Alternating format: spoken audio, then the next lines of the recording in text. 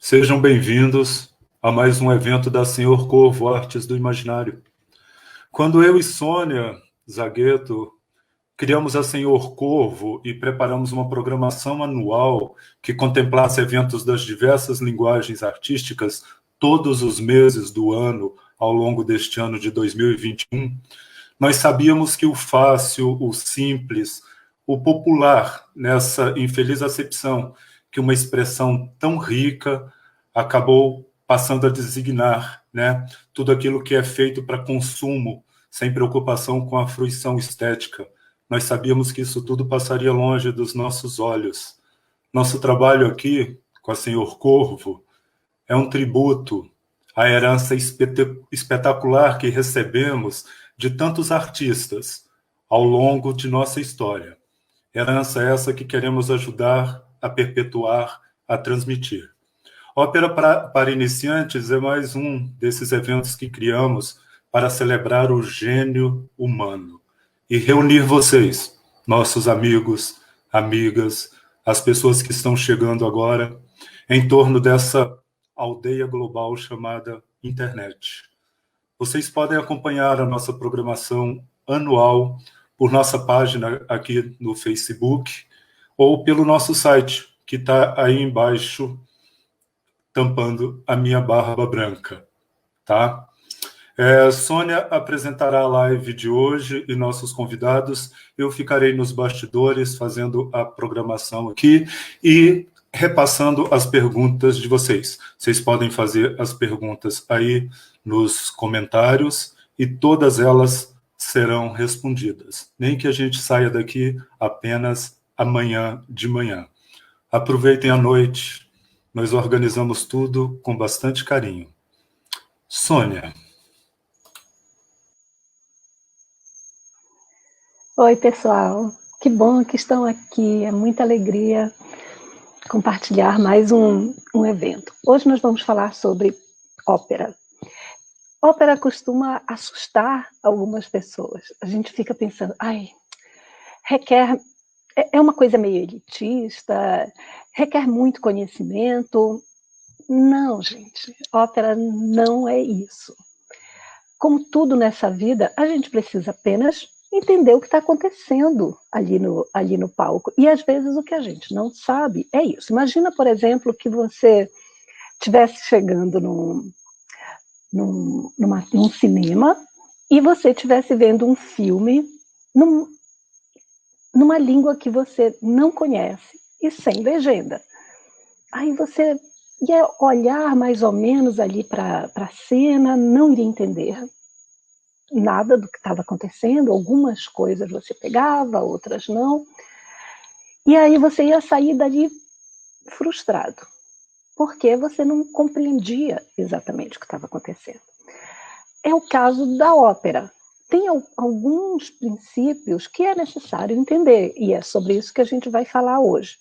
Nós poderíamos ter trazido especialistas, cantores e tudo mais, mas nós avaliamos que isso, de uma certa forma, intimidaria um pouquinho mais. Então, nós trouxemos duas pessoas apaixonadas por ópera. Elas conhecem muito, mas elas são gente como a gente. Elas não são do métier, eles não são profissionais da ópera. Mas vão falar com tanta paixão, com tanto amor pela ópera, que vocês, eu tenho certeza, vão ficar muito, muito encantados. Ópera, de fato, encanta. Há algumas histórias e algumas áreas, algumas canções que nos deixam absolutamente encantados. Há cenas que você leva, que você guarda no seu coração, como a gente guarda uma canção muito querida, como a gente guarda uma cena de filme que nos emocionou. Para quem se dá ao prazer de ter contato com a ópera, é um maravilhamento, me perdoe a expressão, mas você acaba por amar tudo aquilo e procura cada vez mais se informar. Esse primeiro passo é a intenção da nossa live de hoje, e eu vou pedir para o Cláudio colocar aqui os nossos dois amigos, Tiago Mônaco e o Carlos Eduardo Cianflone. Tiago, já na tela, e o Carlos Eduardo Cianflone.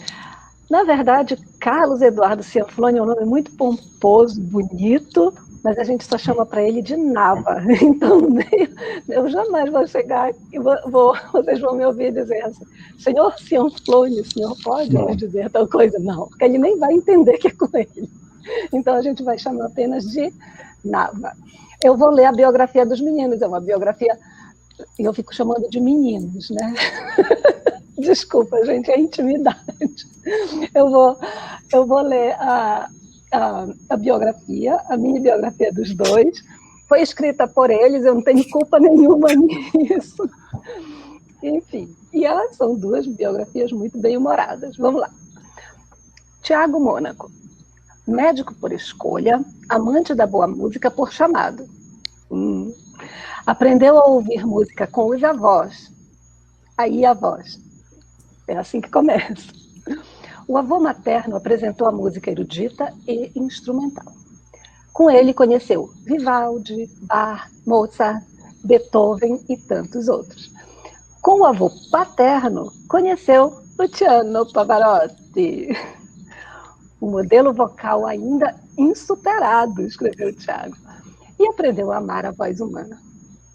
Ainda criança, Tiago conheceu a ópera e Puccini, paixões imediatas. Por acaso, ao ouvir Il Luceva le Stelle, espero ter pronunciado certo, no meio de canções napolitanas gravadas nos discos de 78 RPM do seu bisavô.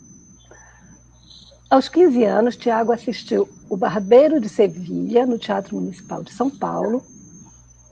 Deixe-me, eu estou precisando mexer aqui na minha tela, gente. Então, tenham paciência comigo, não me odeiem muito. Então, aos 15 anos, Tiago assistiu O Barbeiro de Sevilha, no Teatro Municipal de São Paulo, e a partir daí passou a ler e ouvir tudo o que podia sobre ópera. Além da música, Tiago adora ler, viajar, fotografar e comer, ficando muito feliz quando associa todos esses gostos nas férias. E eu ainda vou cometer aqui uma pequena indiscrição. Tiago é o rei do panetone. Eu nunca vi. Tem umas histórias ótimas entre Tiago e panetones. Muito bem. Tiago cantou no coral da faculdade e, depois de maduro, correu atrás do seu sonho de infância, bel canto. O Tiago canta, depois a gente vai colocar o... Aliás, tem na marcação aí dos posts do Facebook o perfil dele, e tem várias gravações do Tiago cantando. Então, assistam lá o Tiago cantando, tem uma voz linda e uma técnica maravilhosa, ele é muito bom. Bom, é baixo barítono amador e de vez em quando posta umas gravações para os amigos do Facebook, já falei isso. Acredita que a ópera é uma das maiores realizações da música ocidental e, aos que a acham inacessível, sempre diz: ópera é como andar de bicicleta.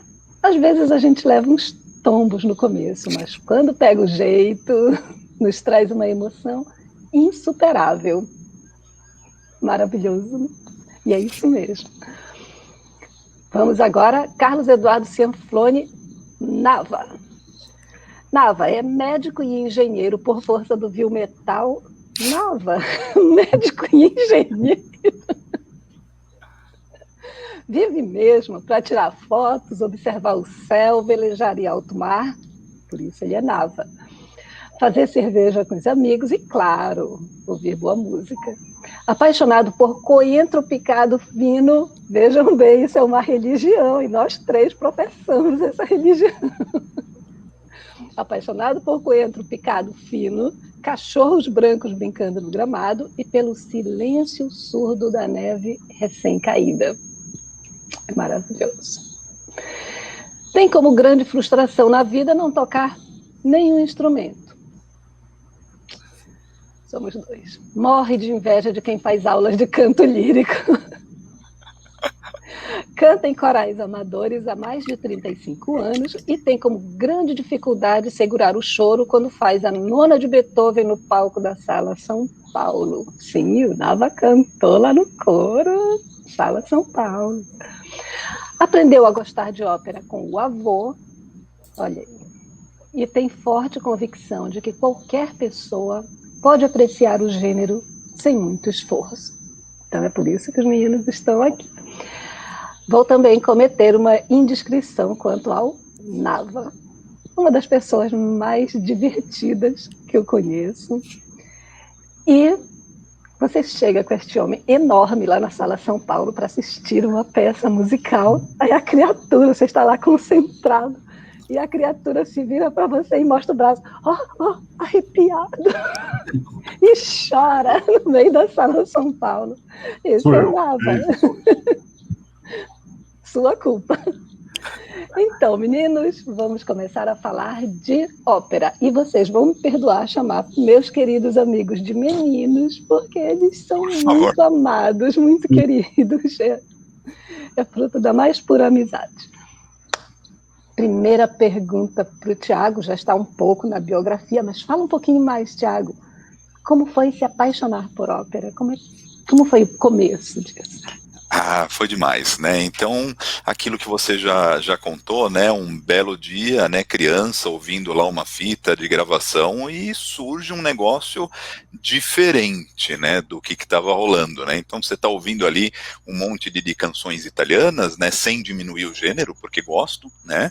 E de repente aquele toque mágico, eu lembro até hoje, eu estava indo para casa justamente dos meus avós, né, de noite, né, e aquele toque mágico do clarinete, né, que introduz o Elocevan le Stelle, né, e aquele quase recitativo, né, lento, introduzindo a música e de repente a melodia pleno pulmão ali no tenor, aquela coisa diferente, mágica, eu não tinha a mínima ideia do que era, mas aquilo, né, me magnetizou, né, e nesse meio termo, né, isso é bem pequenininho, né, e muito antes de eu assistir alguma ópera, né, o que acontece é que eu vou procurando ouvir mais fitas e discos de cantores, começo a ouvir os tenores, começo a ouvir o que os meus avós tinham, né, de gravações, né, e ali o meu avô André, pai do meu pai, tinha muita coisa do Pavarotti, né, e começo a ver que tem umas coisas que ele canta que são meio diferentes, né, não sei muito caracterizar, né, não é que necessariamente seja mais sério, porque a ópera não é necessariamente mais séria, né, mas diferente, uma outra energia, né, e eu começo a perceber que existem canções e existem as áreas de ópera, né, e começo a querer ler, procuro na enciclopédia, né, naquela época não existia internet, né, a gente tinha que se virar como podia, mas eu já começava a pegar, por exemplo, eu gostei muito do Pavarotti, aí comecei a ganhar de presente alguns discos dele, né, e aí eu via que tinha aquelas músicas que eu olhava e tava lá, Elocevan le Stelle da Tosca, de Puccini, né, que é isso? É o nome da ópera, Nessun Dorma da Turandot, né, e comecei a querer muito entender o que aquilo significava, né, e comecei a procurar literalmente trechos de ópera, né, aí em vez de procurar um cantor, né, eu procurava pedir ali de presente, ou juntava algum dinheirinho de mesada, alguma coisa, eu ia buscar óperas highlights, né, melhores momentos da ópera, né, e aí começava aí as outras vozes, né, eu comecei ouvindo tenores, né, aí começava ouvindo sopranos e grandes momentos e baixos, e meu Deus, como esse negócio é amplo, né, e aí eu começo a ler que tem uma história por trás, né, são peças de teatro cantadas, né, e nisto, em algum momento, eu tinha ali 15 anos, eu vejo que vai estrear o Barbeiro de Sevilha, né, e eu fiz de tudo ali, meus pais me levaram e tal, a hora que eu vi aquilo me encantou completamente, né, então a partir daquele momento, eu precisava ouvir mais e mais, conhecer mais e mais da ópera, né, foi isso. É um encantamento total. E é muito interessante o papel dos avós de vocês, né? Mas a gente volta já a falar disso. Eu vou perguntar para o Nava. Nava, como foi esse processo de se apaixonar por ópera? Bom, eu não tinha ouvido ainda o Thiago falar da história dele, mas eu estou achando que é tudo muito, muito parecido, porque talvez seja esse o rumo natural da paixão na ópera. A gente ouve as áreas primeiro, né? As áreas são os trechos musicais fechados que os cantores performam durante a ópera. E eu não sabia que a ópera era um conjunto dessas áreas encadeadas. Eu vi as áreas e falava, puxa, que música legal. Faz parte de uma ópera. Tá bom. Quer dizer, e a gente ouve os coros também, não só as áreas, né? O coro de Nabucco é muito famoso. Eu falava, mas está dentro de uma ópera? O que é essa ópera? Onde tem tanta música que eu gosto junto? Então, esse processo de a gente pegar a ópera desconstruída, desmontada em áreas. Eu não sei se isso é bom ou é ruim, mas funcionou para mim, funcionou para o Thiago. As gravadoras vendem. Professor também. As gravadoras vendem os discos de highlights. Sim.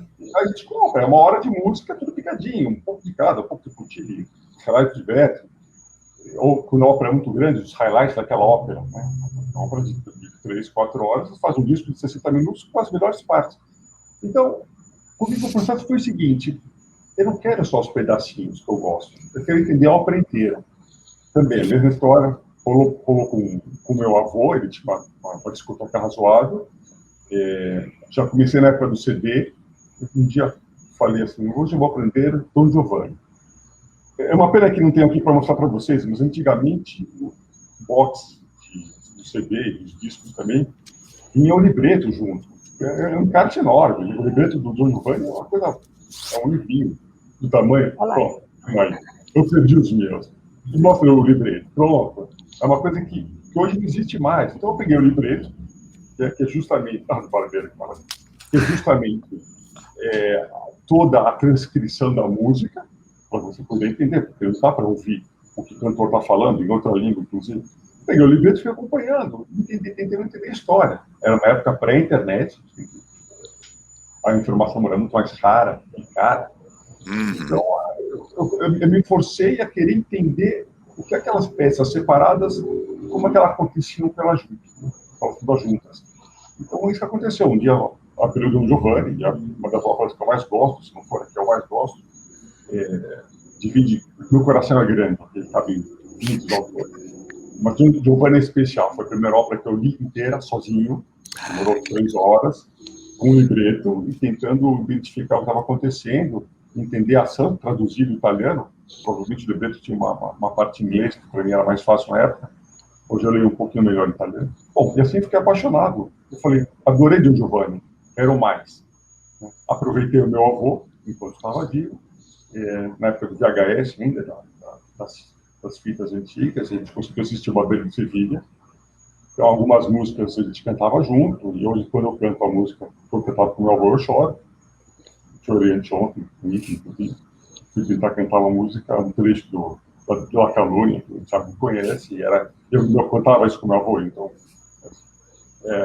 a emoção da ópera não é só a beleza da música, é uma coisa afetiva também. Né? A gente lembra da minha família, então a paixão ela vem muito forte. Né? Mas começa assim, a curiosidade de ver os trechos da ópera todos juntos. Eu quero juntar tudo isso para ver o que acontece. Eu não tinha ideia do que eram as obras, do que é Turandot, Nessun Dorma, mas por que ele está falando isso agora? Por que ele está falando dessa frase?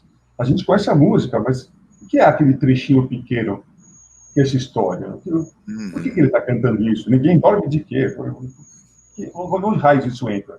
A gente tem que juntar a ópera inteira, tá bom? Eu demorei para assistir minha primeira ópera, o Thiago fez antes que eu, com certeza, eu não fui com 15 anos, talvez a gente teve a mesma época, o Thiago é 10 anos mais novo, praticamente. Então, a minha primeira ópera foi com mais de 20 anos. A primeira ópera a gente nunca esquece. Tem até um trechinho da primeira ópera que depois a gente vai colocar para os nossos espectadores verem. Isso. O Nava falou agora no Don Giovanni. E eu vou pedir para o Cláudio para ele colocar 30 segundos de uma apresentação recente, uma montagem nova do Don Giovanni. É muito interessante, gente, porque o Don Giovanni é uma ópera de Mozart, e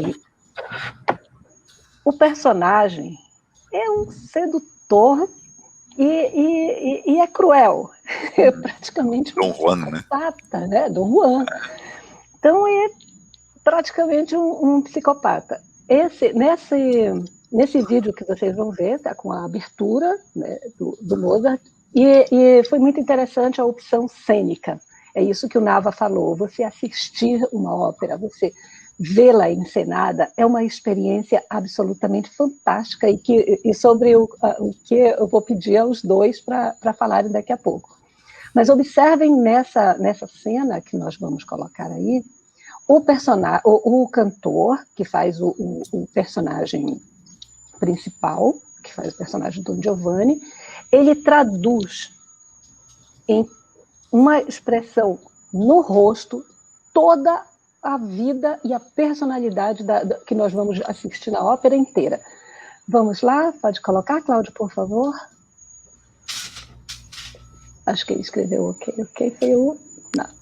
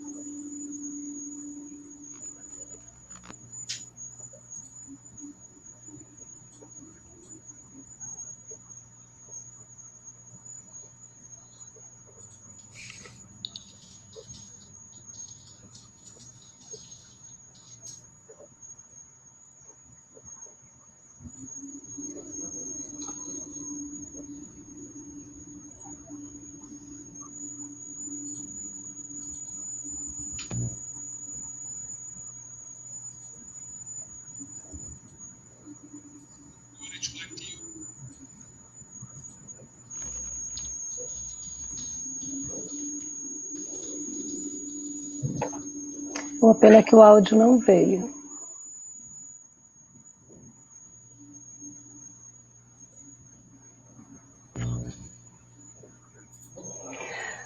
É uma pena, pelo sistema de transmissão, a gente não teve... Espero, eu acho que foi alguma configuração aqui. Tenha um pouquinho de paciência, eu vou tentar de novo. Ok. Tranquila. Esse cantor é maravilhoso, é o Philip Sly, canadense. Demais. Uma voz maravilhosa e um performer maravilhoso também. Essa ópera, ele termina de cueca no palco, né? De frente para a plateia. Aí. Agora foi. Ok.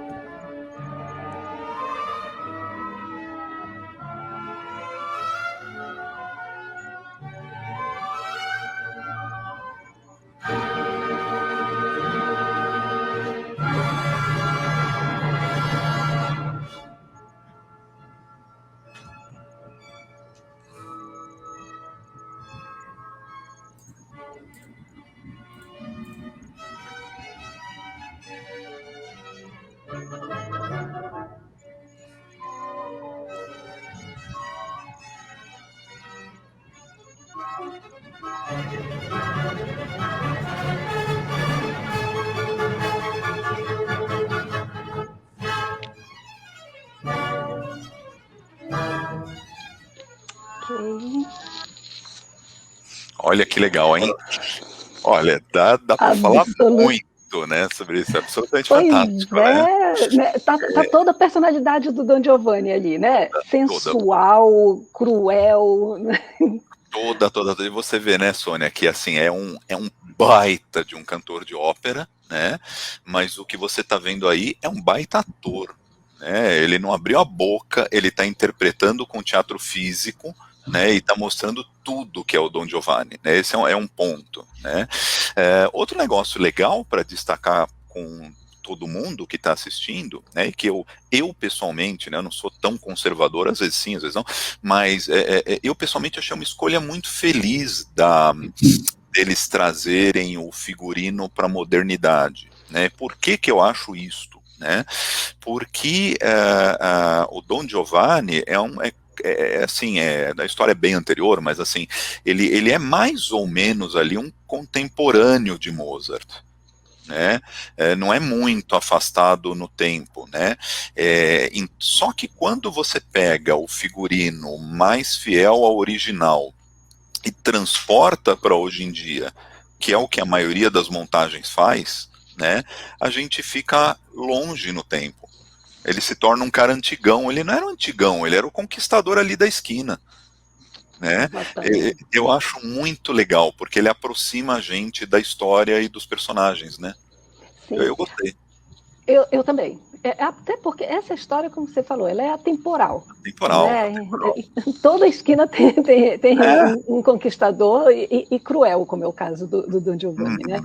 Mas assim, eu achei sensacional esses poucos segundos em que toda a personalidade está ali retratada, né? Don Giovanni, na hora que o fantasma do comendador chega, ele simplesmente se recusa. Arrependa-se dos seus pecados. Antes de Edith Piaf, ele diz, não me arrependo de nada. Exato. Quando a Piaf cantou isso, já tinha alguns séculos que Don Giovanni cantou, não me arrependo de nada. Você vai para o inferno. Vou. Né? É impressionante, né? Sim. Não, você não pode falar, quero falar também. Claro. Só para lembrar que essa história do cantor ser também um ator é uma coisa relativamente moderna. Tá? Então a ópera não começou assim. Tá? A ópera, o cantor cantava só, ficava parado no palco cantando. Bom, depois até para falar um pouco de história da ópera, mas assim, a gente considera uma coisa moderna, uma ruptura, que começou justamente um pouco antes de Mozart. Tá? Então, antes o cantor de ópera era um cantor, e exigiu-se, né, o surgimento da ópera bufa, né, um pouco antes de Mozart escrever as óperas dele, que ele também fosse um ator. Ele tinha mais coisa para passar para o público, além da música linda, de passar um aspecto psicológico, o drama, né? Então, o cantor-ator é uma aquisição moderna para a gente. Moderna, que eu digo, só tem uns 200 anos, mas é moderna. Comparado com a ópera, né, que já tem seus quase 500, né? Meninos, vocês estão falando algumas coisas e é hora de um de vocês dois explicar. Vou pedir ao Tiago. O que é um libreto, para quem está assistindo e não tem a menor ideia do que seja ópera? Nunca. O que é um libreto e o que é ópera bufa? O Nava acabou de falar. Eu estou aqui fazendo, às vezes, de advogado dos espectadores. Muito bom, muito bom. Ópera bufa é o que se opõe à ópera séria, né? A ópera cômica, a ópera engraçada, né? E que, enfim, que com certeza, como o Nava falou, na hora que ela surge, né, muito embora a música da ópera bufa ela seja, né, via de regra mais ligeira, mais leve, né, o músico ele já tenta trazer o cômico, né, para música, né, mas ela realmente depende da postura do cantor, né? Um cantor ali engessado, cantando reto, ele não tem como transmitir graça, né? Então realmente isso chamou a questão do ator atuar, e aí isso se espalha, né, para toda a ópera, né? Muito embora um cantor de ópera ele seja primariamente um músico, né, modernamente o cara que consegue ser um grande músico e um grande ator, ele realmente é completo, né? E a Sônia perguntou, né, o que é um libreto, né? Libreto, né, que é em italiano para livreto, né, e em música a gente costuma usar sempre o italiano, né? Ele é a letra da música, né, the lyrics, né, ele é o libreto, então ele é tudo aquilo que está sendo falado, cantado, etc., todas as palavras que estão marcadas ali ao longo da ópera. Então ele não é um resumo, ele é a palavra por palavra, né?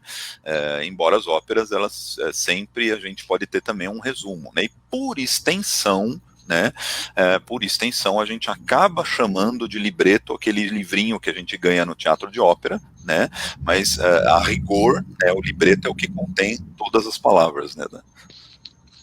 Sim. O Nava gosta muito do Don Giovanni, e eu lembrei que o libretista do Don Giovanni, né, o letrista, porque a gente só lembra do Mozart, a ópera é do Mozart, mas Da há um Ponte, libretista, né? Pois é, Lorenzo da Ponte, que era praticamente um Don Giovanni, né? Aloprava geral, seduzia todas as moças, vivia fugindo, né? Tem até uma lenda que ele seria uma espécie de disfarçado de padre, né? Uma figuraça. Enfim, os libretistas favoritos. Nava, você tem algum que você considera os melhores libretistas? Bom, eu sou apaixonado por Mozart, Lourenço da Ponte, com certeza é um deles. O libretista, eu gosto muito de Puccini. Até respondendo uma pergunta que um nosso pensador já fez, o Eduardo, que perguntou se a gente gosta mais Verdi, Puccini ou Rossini. É uma pergunta complicada. Eu gosto muito de Puccini, eu sei que o Thiago também gosta, a gente até consegue explicar por que a gente gosta de Puccini. E o grande libretista de Puccini era o Giacosa, né? Então, não é todo mundo que tem libretista. Por exemplo, Wagner, que a gente não vai falar do Wagner aqui hoje, porque Wagner não é para iniciantes.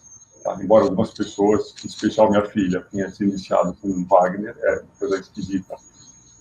Wagner não tinha libretista. Ele mesmo fazia o próprio libreto. Mas a maioria das obras que a gente conhece tem o autor da música, que é o sujeito que a gente reverencia, e tem o libretista que fica meio de lado. Eu preparei um pouco de material até para estudar, e eu sempre fiz questão de colocar o nome do libretista, mas não adianta, a gente ignora o libretista, é uma pena. Eu acho. Também acho. Se eu puder dar uma parte, né, o que eu acho muito legal no caso do Puccini, né, ele teve uma parceria de grande parte de suas óperas, né, com o Giuseppe Giacosa, né, e também com o Luigi Illica, né, e o legal desses dois, e eles trabalhavam juntos, né, não é que era uma parceria impar, eles trabalhavam juntos, né, então grande parte das óperas de Puccini, elas têm o libreto por Giacosa e Illica, né? O Illica, ele era um jornalista muito versado em escrita de prosa, né? E ele escrevia aquelas cenas longas, aqueles diálogos longos de ação, né? E a ópera de Puccini tem muita ação, né? Então ele era o cara que ele era convidado para escrever esses trechos, né, de ação, né? E o Giacosa, que era um grande poeta, né, independente, né, do trabalho como libretista, ele escrevia as áreas. Então ele escrevia ali, né, o Nessun Dorma, o Eluceva Lestele, enfim, ele escrevia para serem poemas cantados, né, para ter métrica, né, para ajudar o Puccini a encantar nas áreas, né, e eles faziam muito essa parceria. Eu acho muito legal como isso funcionava com o Puccini. Estava lendo as perguntas aqui. Eu queria colocar agora uma cena que não é de ópera, é uma cena que o Nava pediu para colocar, que é uma cena do filme Uma Linda Mulher, né, Pretty Woman, com a Julia Roberts, e é muito interessante, porque em seguida nós vamos conversar sobre essa aproximação. Nunca assisti ópera, vou assistir minha primeira ópera, o que é que vocês me recomendam, Nava e Tiago? Então, enquanto vocês pensam na pergunta, a gente assiste a cena de Uma Linda Mulher.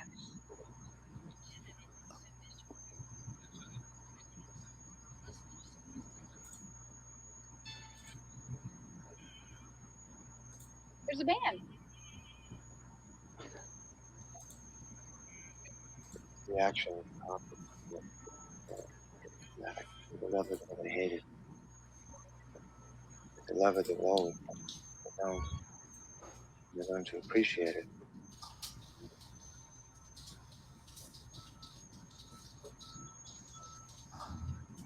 It's a very different part of the soul.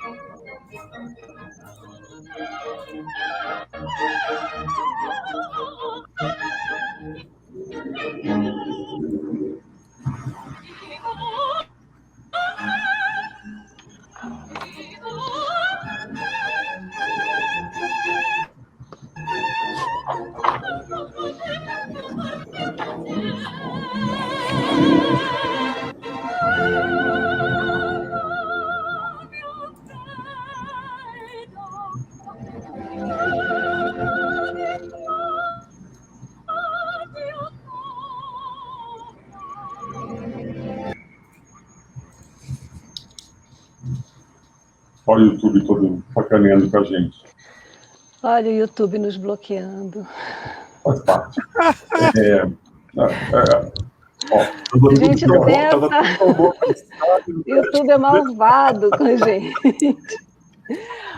Bom. Voltou aqui. Cláudio, não estamos vendo a Julia Roberts, mas estamos vendo você. O que não é a mesma coisa. Falar com vocês, eu tenho que aparecer. O Richard Gere discorda, tá? Mas vocês querem que eu volte? Tá aqui de novo ou querem passar? Querem continuar? Não, eu ia comentar o seguinte. O Nova decide. Não, deixa eu falar um pouco sobre esse filme. Assim, só conhece o filme quem tem mais de 40 anos. Esse é um filme de 1990, é um dos filmes de estreia da Julia Roberts. Vocês viram que deu para ver pelo menos um pouquinho aquele sorriso dela, e dizem que ela não ria nos filmes. Não sei como eu consegui filmar aquilo. Bom, aquele filme, ela nunca tinha ido na ópera. Essa cena é muito interessante, porque o sujeito leva ela na ópera, que nunca tinha ido, e ela se encanta. E o Richard Gere fala alguma coisa para ela, que se chama Edward, fala para a Julia Roberts, que é a Vivian, e fala algo do tipo assim. Não deu para ver direito, mas ele fala isso. A reação das pessoas à ópera, a primeira vez que eles veem a ópera, é muito dramática. Ou essas pessoas adoram a ópera, ou elas odeiam. Se elas amarem a ópera, a primeira vez que elas assistirem, eles vão amar para sempre uma ópera. Mas se eles não amarem, assim, eles podem até aprender como apreciar a ópera, mas a ópera nunca vai fazer parte da sua alma. Eu não sei quem escreveu isso, algum roteirista, mas é mais ou menos isso que acontece. A Roberts adora a ópera no final, e é interessante notar que eles usaram uma ópera das recomendadas, né? Então é uma ópera de Verdi, La Traviata, é uma das óperas que a gente recomenda para o iniciante de ópera. Essa é uma pergunta que a Sônia fez agora. Sim. Que ópera que a gente recomenda? Pessoal, eu fiz uma lista de 26 óperas, que a pachorra de contar, né? Eu fui fazendo um histórico, então por que eu estou recomendando 26 óperas como as óperas... São as melhores óperas? Ou são mais importantes? Eu acho que não. São as óperas mais fáceis, tá? Para alguém se apaixonar. Eu acho difícil alguém se apaixonar por Wagner de cara, como a minha filha se apaixonou. É muito mais fácil a gente... O que tem nessa lista... Acontece nas melhores famílias, Nava. Não, com certeza acontece. Sentimentos. Eu ainda estou tentando fazer as pazes com Wagner. Eu também. Há décadas. Há décadas. Eu não fiz ainda. Eu pensei que fosse fazer aos 50 anos, eu vou esperar aos 60. Bom, então, qual foi o meu critério de escolha para essas 26 óperas que eu vou acabar comentando no decorrer da apresentação? Eu peço para a Sônia depois colocar elas listadas junto da chamada dessa live. Então, são óperas que têm que ser mais ou menos curtas, né? Curtas, que digo, entre 2 e 3 horas, não tem nenhuma ópera, quase nenhuma ópera mais curta que 2 horas, tem algumas assim, mas são poucas. São óperas que a gente consiga assistir sem morrer de sono. Eu escolhi óperas que são faladas em italiano, principalmente, embora tenha uma ópera em francês, em alemão. Mas por quê? Porque é um idioma próximo, que a gente consegue entender alguma coisa, não tem como a gente não entender um italiano de ópera. O jeito de falar, a entonação, não precisa saber italiano. A entonação já ajuda bastante. Então, e são óperas, vamos chamar, modernas, tá bom? Eu não coloquei nenhuma ópera difícil. As óperas iniciais são difíceis. Eu sei que o Thiago gosta, ele adora Orfeu, mas é uma ópera difícil. Eu não vou colocar nunca uma ópera antes de 1750 como sendo a minha ópera. Assiste essa ópera, que é ótima. Assim como não vou colocar óperas muito modernas, óperas do século XX. Coloco uma ou outra, mas basicamente a gente está colocando as óperas românticas e as clássicas tardias. Então, esse é o critério para a gente escolher. Outra coisa, dessas 26 óperas que podem ser executadas no seu teatro ao vivo. Estou falando de São Paulo. Mas essas 26 óperas são óperas que regularmente são apresentadas nos nossos teatros brasileiros. Todas, que tem exceção, já foram apresentadas.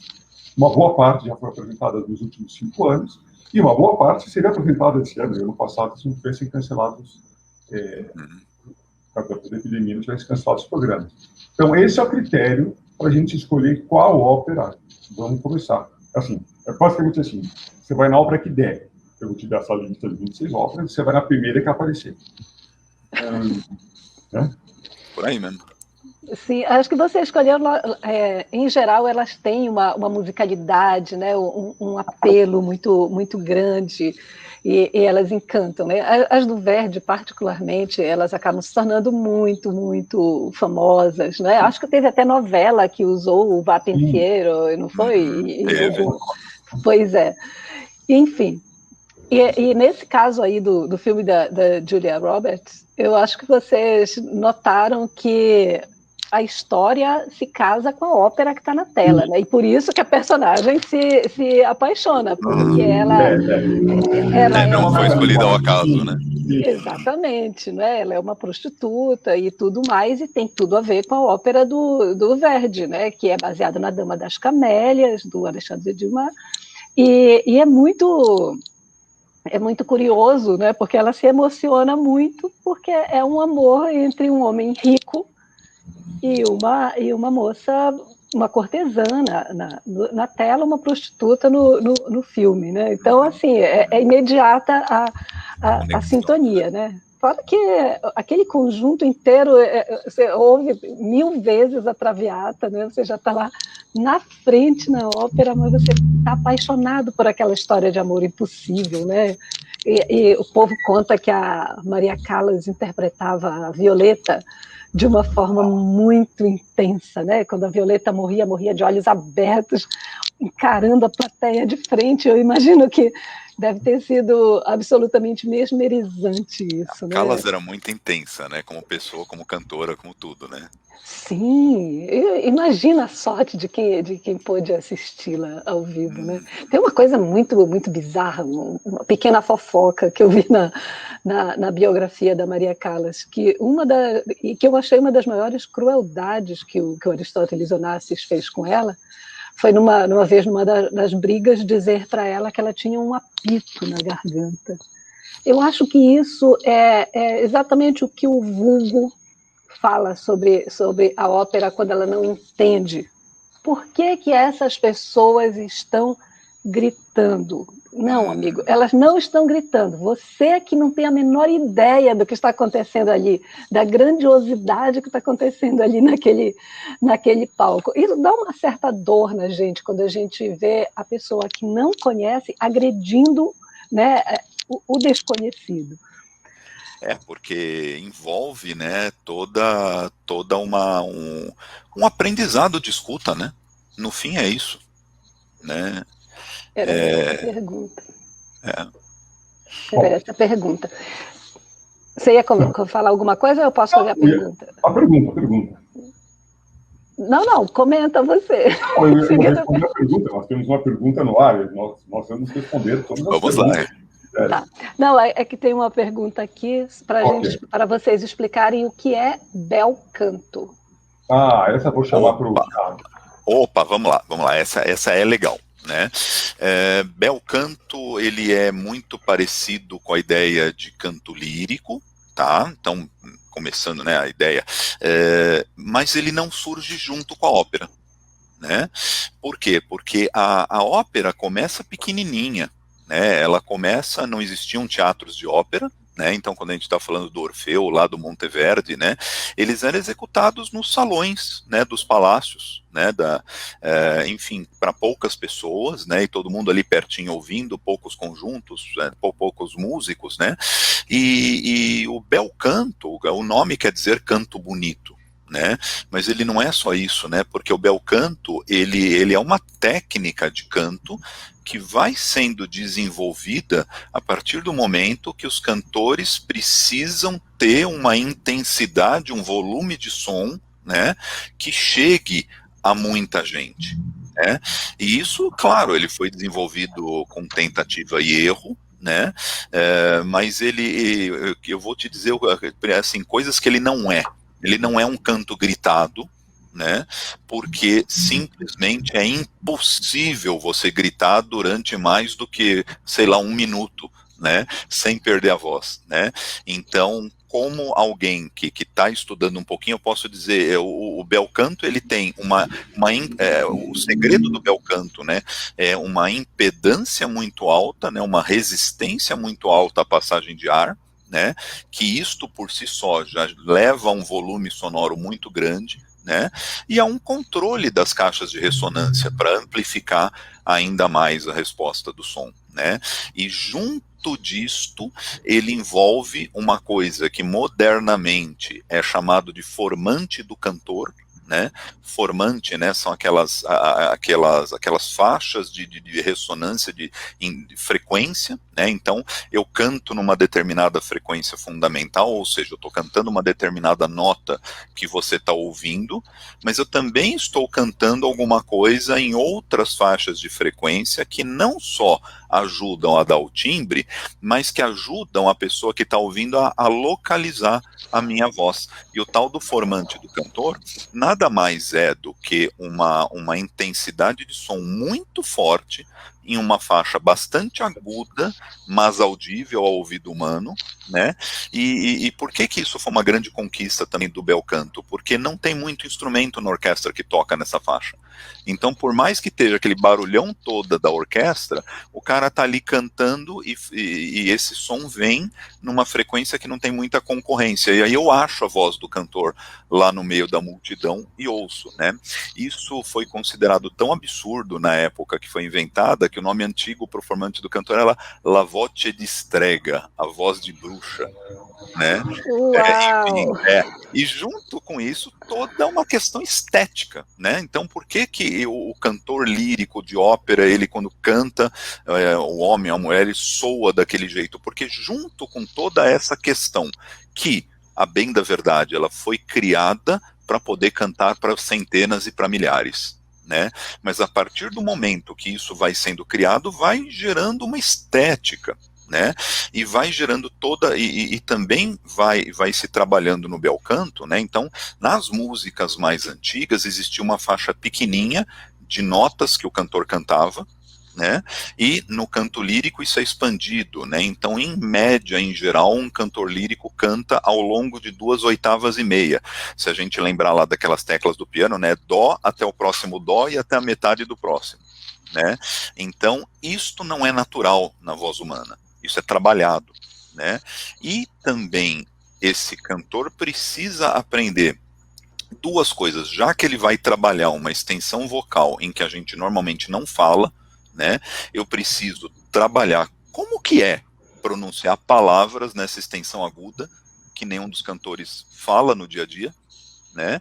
E como que é fazer um mix vocal, né? Pegar essa voz, que ela é chamada de voz de cabeça, e misturar na voz que a gente fala, que é chamada de voz de peito, para que não tenha uma mudança abrupta. Quer dizer, você não pode estar cantando uma área e de repente vira de uma hora para outra a sonoridade, né? Então agora, agrupando tudo isto, você gera toda uma técnica, uma estética de canto que veio a ser conhecida como bel canto. Muito bom.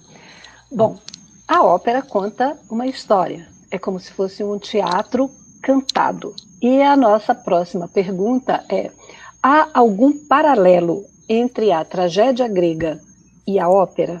Opa, eu peço ali um parêntesezinho, só o Nava responde, é do Nava, mas eu quero só uma coisinha, eu quero que o Cláudio coloque o link para tocar, são 15 segundos e eu devolvo a bola pro Nava, que eu acho que vai ficar legal. Vejam essa cena. Lá no 17h50, Cláudio.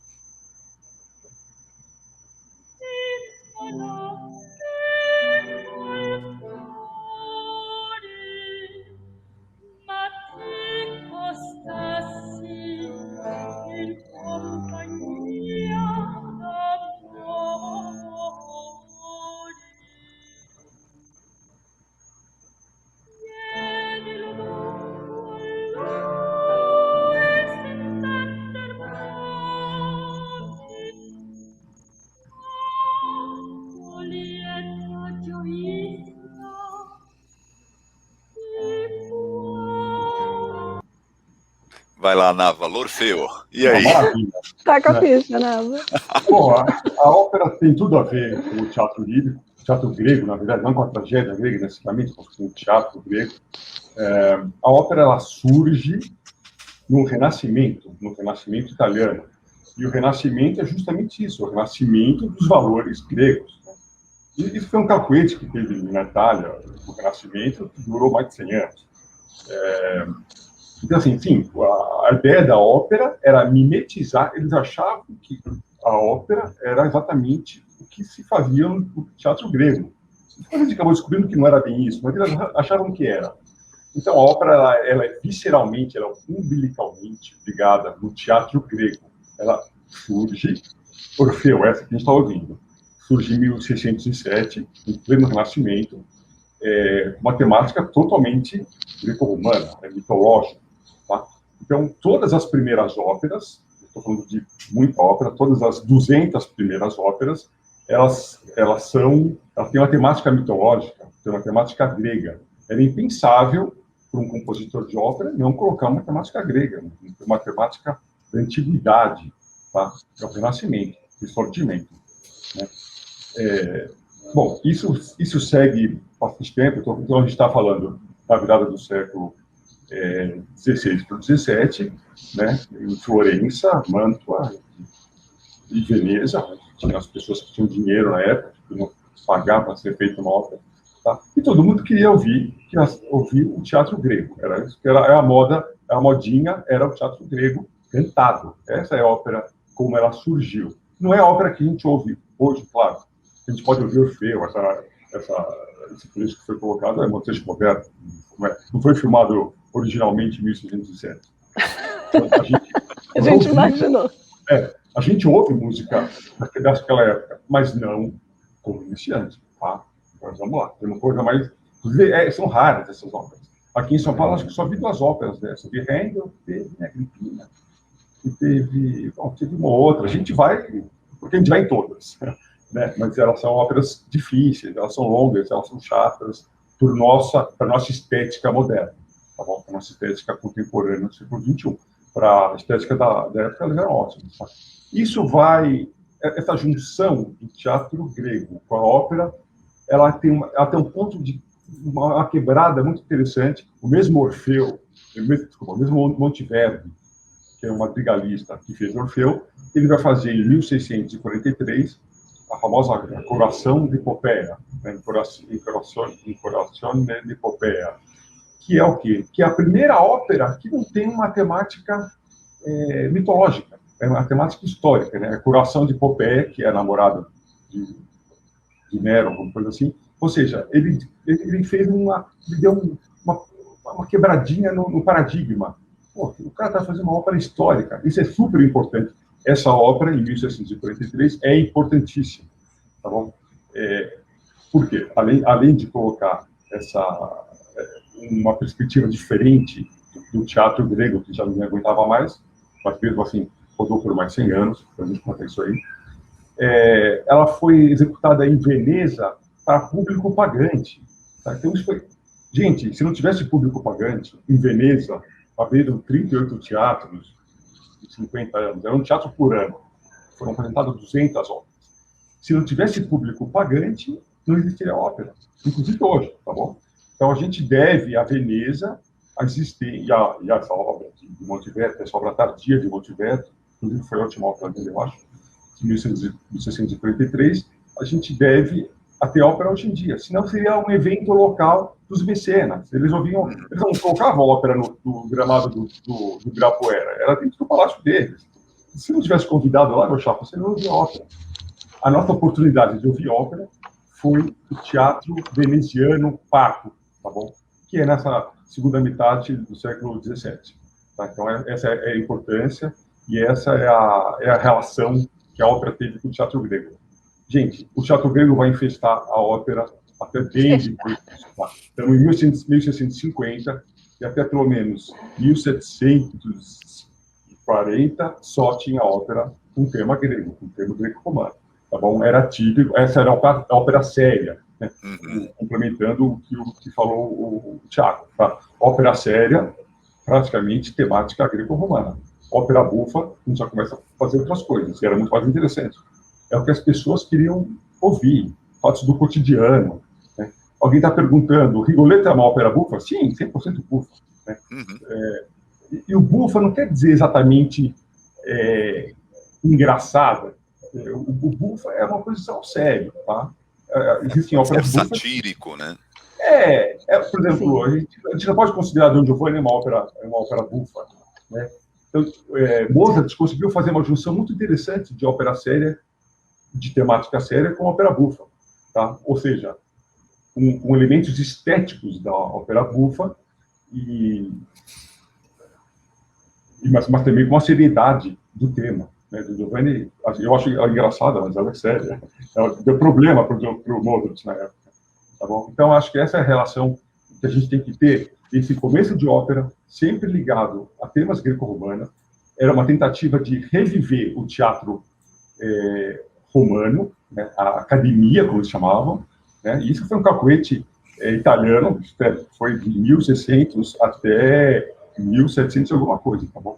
Não demorou para ser rompido na Itália. Quem rompeu essa tradição da ópera séria foi Gluck, na Alemanha. Tá? Então, estamos falando de 1650, por aí. Esse gênero da ópera já tinha se espalhado para a França, tá? Com Lully, já tinha se espalhado para a Alemanha, com Gluck, principalmente, já tinha se espalhado para a Inglaterra, tá? Com Handel e Purcell. Então, essa ópera séria se espalhou, e, de repente, chegou alguém e falou, não, chega dessa seriedade, dessa prisão formal da ópera séria, e vamos partir para a ópera bufa. E aí foi aí que começa a nossa aula aqui, óperas para iniciantes. Gente, é ópera bufa, não é ópera séria, tá? A partir de 1750, tá bom? É esse recado que a gente passa. Legal, tem umas perguntas jóias, gente. Tem umas perguntas maravilhosas aqui, ó. Essa aqui eu achei particularmente muito instigante. Qual a diferença entre a ópera e os musicais da Broadway? Ok, todas as duas cantam e todas as duas contam uma história, não é? Olha, então, excelente pergunta. Né? Aí tem um complemento. Um compositor de musicais pode ser considerado um compositor de ópera? Ótima pergunta, acho que estão juntas, né? Sim, estão juntas. O que eu diria? Eu diria que, se eu não esqueci algum parente deles, né, os musicais da Broadway são os netos da ópera, né? Por que eu estou dizendo neto? Né? Porque a mudança, né, porque a ópera continuou. Né, como o Nava falou, né, você tem óperas modernas que ainda são compostas, né? Então, neste sentido, né, na estética daquilo que a gente chama, exatamente ópera, né? Não, os musicais da Broadway, eles não são exatamente óperas, mas também não são tão distintos, né? Então, o que está aí acontecendo, né? O que eu entendo que está acontecendo é uma mudança muito na estética, principalmente musical, né? Uma mudança muito grande na estética do canto. Então, geralmente, a gente continua chamando de ópera aquilo que envolve, ainda que com muita modernização, mas aquilo que envolve orquestra e canto lírico, bel canto. Né? Então, enfim, né, da onde vieram esses musicais da ópera, né? Por que eu acho que eles são aparentados, né? Dentro da questão da ópera ligeira, né, vai surgindo na Europa, em vários países, eu não vou lembrar todos os nomes, né, na França era vaudeville, né, na Inglaterra, né, existiram os musicais, né, ali, né, de Piccadilly, que começaram com as óperas mais light, né, mas eu posso citar uma dupla, né, de Gilbert e Sullivan, né, Sullivan era um músico, Gilbert era o libretista, né, e eles começaram a sair muito da ópera, né, para essa parte bufa e para um teatro leve, né, com diálogos falados em inglês, a música em inglês, um canto que começa a ficar cada vez mais leve, né, nem tanto bel canto, né, e acho que esses são um filho da ópera que daria futuramente os musicais da Broadway. Eu acho que os musicais da Broadway, eles vêm dos musicais ingleses ali do final do século XIX. Né? Então eu acho que teve essas duas fases, né? E aí nesse sentido o compositor ele pode compor uma ópera se ele compuser dentro daquela estética, ou então ele está compondo um musical, né? Como Lloyd Webber, né, na Broadway, que são fenomenais, né? Um exemplo interessante de um cara que compôs muita música erudita e que compôs uma coisa que não é ópera, é um musical, West Side Story, né? Me fale agora, Navo, compositor, que é o Bernstein. Então, West Side Story do Bernstein, né? O Bernstein escreveu muita coisa, música erudita mesmo, mas ele é um cara que vai fazer o West Side Story e compõe um Romeu e Julieta moderno de Broadway, né? Então é o que eu quero. Então eu acho assim, né? Resumindo, você tem diferentes momentos estéticos, né? E depende do que o cara compõe, né? Acho que se ele quisesse, ele compõe uma ópera também, né? Eu acredito que sim. Eu vi recentemente Hamilton e maravilhoso, absolutamente maravilhoso, muito bom, recomendo mesmo. E, Nava, tem uma pergunta aqui. Você quer complementar algo que o Tiago falou? Ou eu faço a próxima pergunta? Você fica à vontade. Está no mudo. A gente não está te ouvindo. Ok. Eu estava tossindo, eu não vi. Ó, a questão é sobre óperas modernas, musicais. Veja que na mesma época, vamos falar de 1980, convivem óperas modernas, por exemplo, Philip Glass fez 3 óperas. A última agora foi ensinada uma ópera dele agora no Metropolitan, que é Akhenaton, que é maravilhosa, eu ou uma ópera moderna, de 1980, alguma coisa. Eu assisti também óperas de John Adams, tipo Nixon na China. Olha o nome da ópera, Nixon na China. Né? Ou seja, óperas modernas, feitas há 20 ou 30 anos atrás, que convivem junto com musicais, que não são óperas, tipo Cats. Né? Você vê. Contemporâneos. Inclusive tem musical que mimetiza ópera, tipo Miss Saigon, que é uma corruptela da Madame Butterfly. Pois é. Então, eu acho que são gêneros paralelos, aparentados, né? Acho que o Fantasma da Ópera é uma ótima introdução para a ópera. A pessoa vai, né? É psicodélico, é muita luz, muito palco, mas tem aquelas diferenças, né? Os cantores de óperas é uma outra raça, né?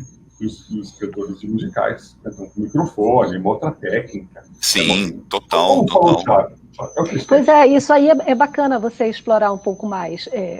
Cantar com microfone ou não? O cantor de ópera canta com microfone? Olha, se ele tiver que cantar no gramado do Ibirapuera, ele vai ter que usar. Né? Porque o que acontece, né? Primeiro, né? Toda essa técnica do bel canto, né? Primeiro que ela tem um limite, né, né, a capacidade de você amplificar ela não é infinita, e isso é um negócio que eu aprendi do meu professor de canto, né, que ele falou, os grandes cantores, né, eles costumavam, inclusive, ir conhecer nos ensaios os lugares. Os caras, eles iam, olha, para aquele dó de peito lá agudo, é aqui que eu tô pisando e olhando para lá. Ele projetava, ele usava o teatro como uma caixa acústica também, né? Então, realmente, se você sai desse ambiente, vai cantar no ar livre, o Pavarotti usava microfone, né? Óbvio, não tem como, né? Mas, de novo, né? A coisa foi feita para o canto naquele teatro, e o teatro foi feito como uma caixa de ressonância também, né? Então a ópera, né, a montagem de uma ópera num teatro de ópera, num bom teatro de ópera com uma boa acústica, ele é feito para a música ser ao vivo, natural e sem amplificação, né? Já um musical, ele é feito para ser amplificado, até porque o jeito de cantar, a estética que é perseguida, ela é um canto mais popular, não é isso, Nava? Eu acho que sim, tem que essa separação bem nítida. Eu acho que os públicos, eles se misturam, né? A gente começa com uma coisa... Eu acho que os musicais... Eu assisto os dois. Não, eu também, com certeza. Um pouco de preconceito, mas eu assisto. É entretenimento, é mais do que... exato. Tem a questão do entretenimento que eu não tenho tanto com a ópera. Eu não vou na ópera para me entreter. Não, a ópera é o sublime. Quando eu estou na ópera, eu não estou me entretendo, não passar tempo. Tipo, eu não estou ouvindo ópera para estudar. Tem gente que fala, você ouve música clássica para ficar calmo? Não! Eu fico alucinado quando eu ouço música clássica. Eu queimo meus neurônios ouvindo música clássica e ópera. Então eu nunca vou relaxar na ópera. Na ópera eu falo assim, ó. Tô ligadão, né? Eu quero absorver tudo, né? É uma outra pegada. Né? Sônia, conduz e você. Vou voltar. Na verdade, a gente vai depois terminar falando sobre essa sensação de assistir uma ópera, né? O Nava, ontem a gente ficou quase uma hora conversando e o Nava falou, e o Thiago também, sobre o quanto que a experiência de uma ópera ao vivo é impactante, não é? Mas a gente volta nisso, tem uma pergunta aqui. As mulheres sempre puderam atuar nos papéis femininos das óperas, ou era que nem o teatro, onde os homens faziam papéis femininos? Então, não, né? A resposta curta é não. Infelizmente, né? Lamentavelmente, não, né? As mulheres, elas tinham, durante uma grande época, né, ali do Renascimento, né, elas não podiam cantar em público, não podiam cantar para homens, né, e então frequentemente os papéis femininos, eles eram cantados ou pelos contratenores ou pelos castrados, né, que eram aqueles homens que eram castrados antes da puberdade, para que a voz nunca engrossasse, né? Então, houve uma época em que isto não acontecia. Agora, o curioso é que mesmo quando as mulheres puderam cantar, elas conviveram e convivem até hoje, né, com os contratenores, conviveram com os castrados, né, porque no final das contas, se a gente olhar a fundo essas vozes, né, o castrado eu conheço quase nada, né, até porque somente um castrado foi gravado, né, já no fim da vida cantando, né, então pouco se sabe de fato dessa voz, né, mas eu posso garantir, um contratenor, embora ele esteja no registro grave em geral das mulheres que tem voz grave, o alto, contralto, né, o contratenor, ele não tem voz de mulher, né, na verdade, porque você aprende a reconhecer, isso é um contratenor, né? Então eu não digo que um contratenor tem voz de mulher, um contratenor tem voz de um homem que canta como contratenor, né? E eu aprecio os contratenores e aprecio muito as mulheres cantoras líricas, né? Mas houve sim este tempo em que isto aconteceu. É muito interessante. Eu não sabia que tinha chegado ali até o fim do século XIX a prática dos castrados. Não sabia disso. Então, há uma gravação, inclusive, isso é começo do século XX. Começo do século XX, ali, 1905, alguma coisa assim, as gravações mecânicas, pena que eu não tenho agora isso de cabeça, né, mas existia, né? Eram crianças pobres, né, cujos pais permitiam a castração delas para que elas tivessem alguma chance ali na vida, né? E esse cantor, cujo nome me falha, ele era cantor particular dos papas. Não, foi Farinelli? Não, só falando com você. Não, eu tô falando de um cara ali do século XIX para século XX, né, que foi cantor privado ali da capela papal, né? Que coisa! Embora a história do Farinelli, ela provavelmente é a história da maioria, né, dos castrados, né, porque a gente está falando de uma época antiga em que a castração podia matar por infecção a criança, né? Provavelmente somente as famílias muito pobres iam permitir que isso fosse feito, né? O pior não é isso, o pior não é cara, esse dito morria. O pior é que de cada 20 castrados, um desenvolvia a voz boa. Quantos que iam ser um grande cantor, exatamente? Não, o resto ficava castrado sem cantar nada. Era muito ruim. Você já pensou? Nossa, destruía a vida da pessoa, né? Não era que castrava e automaticamente ele virava um contra-tenor Farinelli. Claro que não. Era o pré-requisito para entrar na grande peneira do... Você vê que ponto, né? É uma maluquice, né? Sim, que loucura, né? É uma agressão sem tamanho, né? Para deixar o restante da vida a pessoa. Foi uma coisa que o filme do Farinelli mostrou, né? Que carrega pelo resto da vida, né? Essa tragédia. Sim.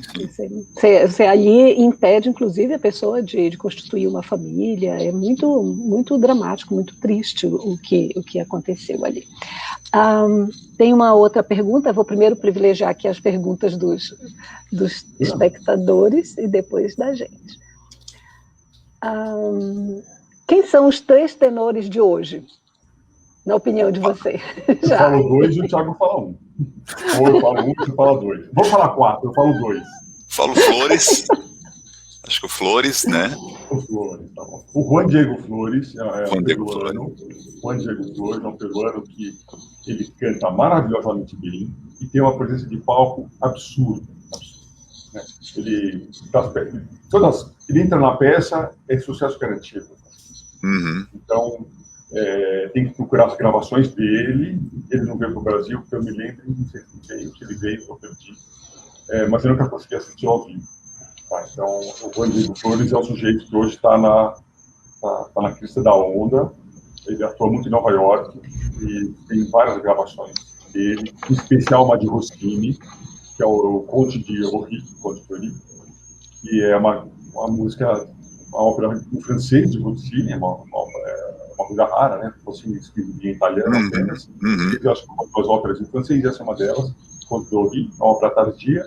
E eu, quando assisti, é maravilhosa, dá para achar na internet.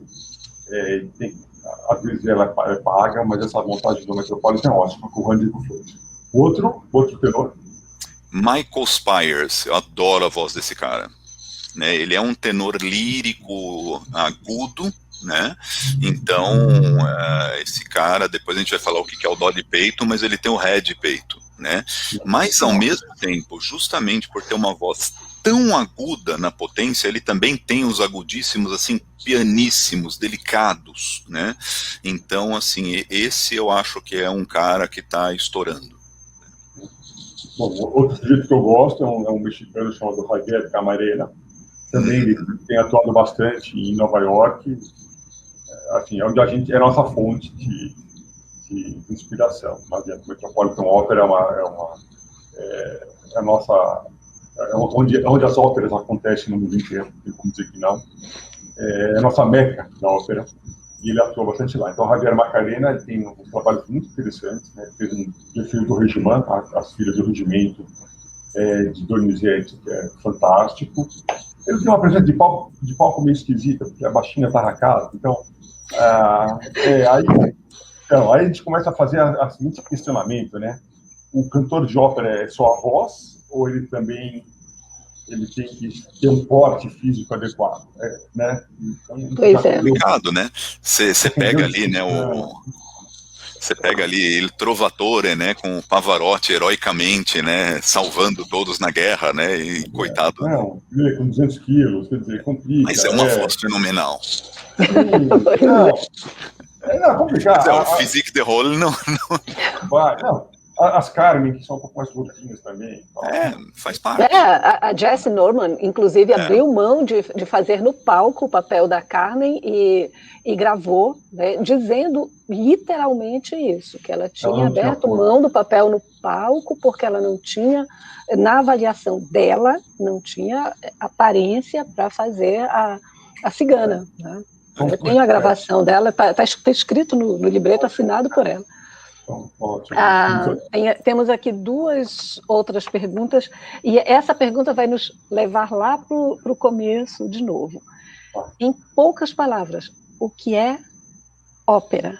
E o seguinte da pergunta, enquanto vocês pensam aí um pouquinho, é uma pergunta que eu queria fazer para vocês. O que deve ser observado durante uma apresentação de ópera? Né? Quando a gente ouve no YouTube, quando a gente vê uma ópera ao vivo, as pessoas aplaudem. Em que momento aplaudir na ópera e o que aplaudir na ópera e qual a disposição de ouvir ópera? Então, começamos com o que é ópera. Bom, o que é ópera? O que é ópera, né? Então, a rigor, né, a ópera vamos dizer assim, ela é uma peça teatral colocada em música, né? A música é uma música orquestral. Os cantores, eles são cantores líricos, ou seja, existe uma determinada estética de canto, né, que deve ser observada, né, e que, independentemente do período, né, em que ela foi feita, né, então ela é uma peça teatral em música, né, só que esta música, ela é uma música orquestral e acompanhada por um canto lírico, um canto de bel canto, né, eu colocaria mais ou menos por aí lato sensu, sem ficar terminando.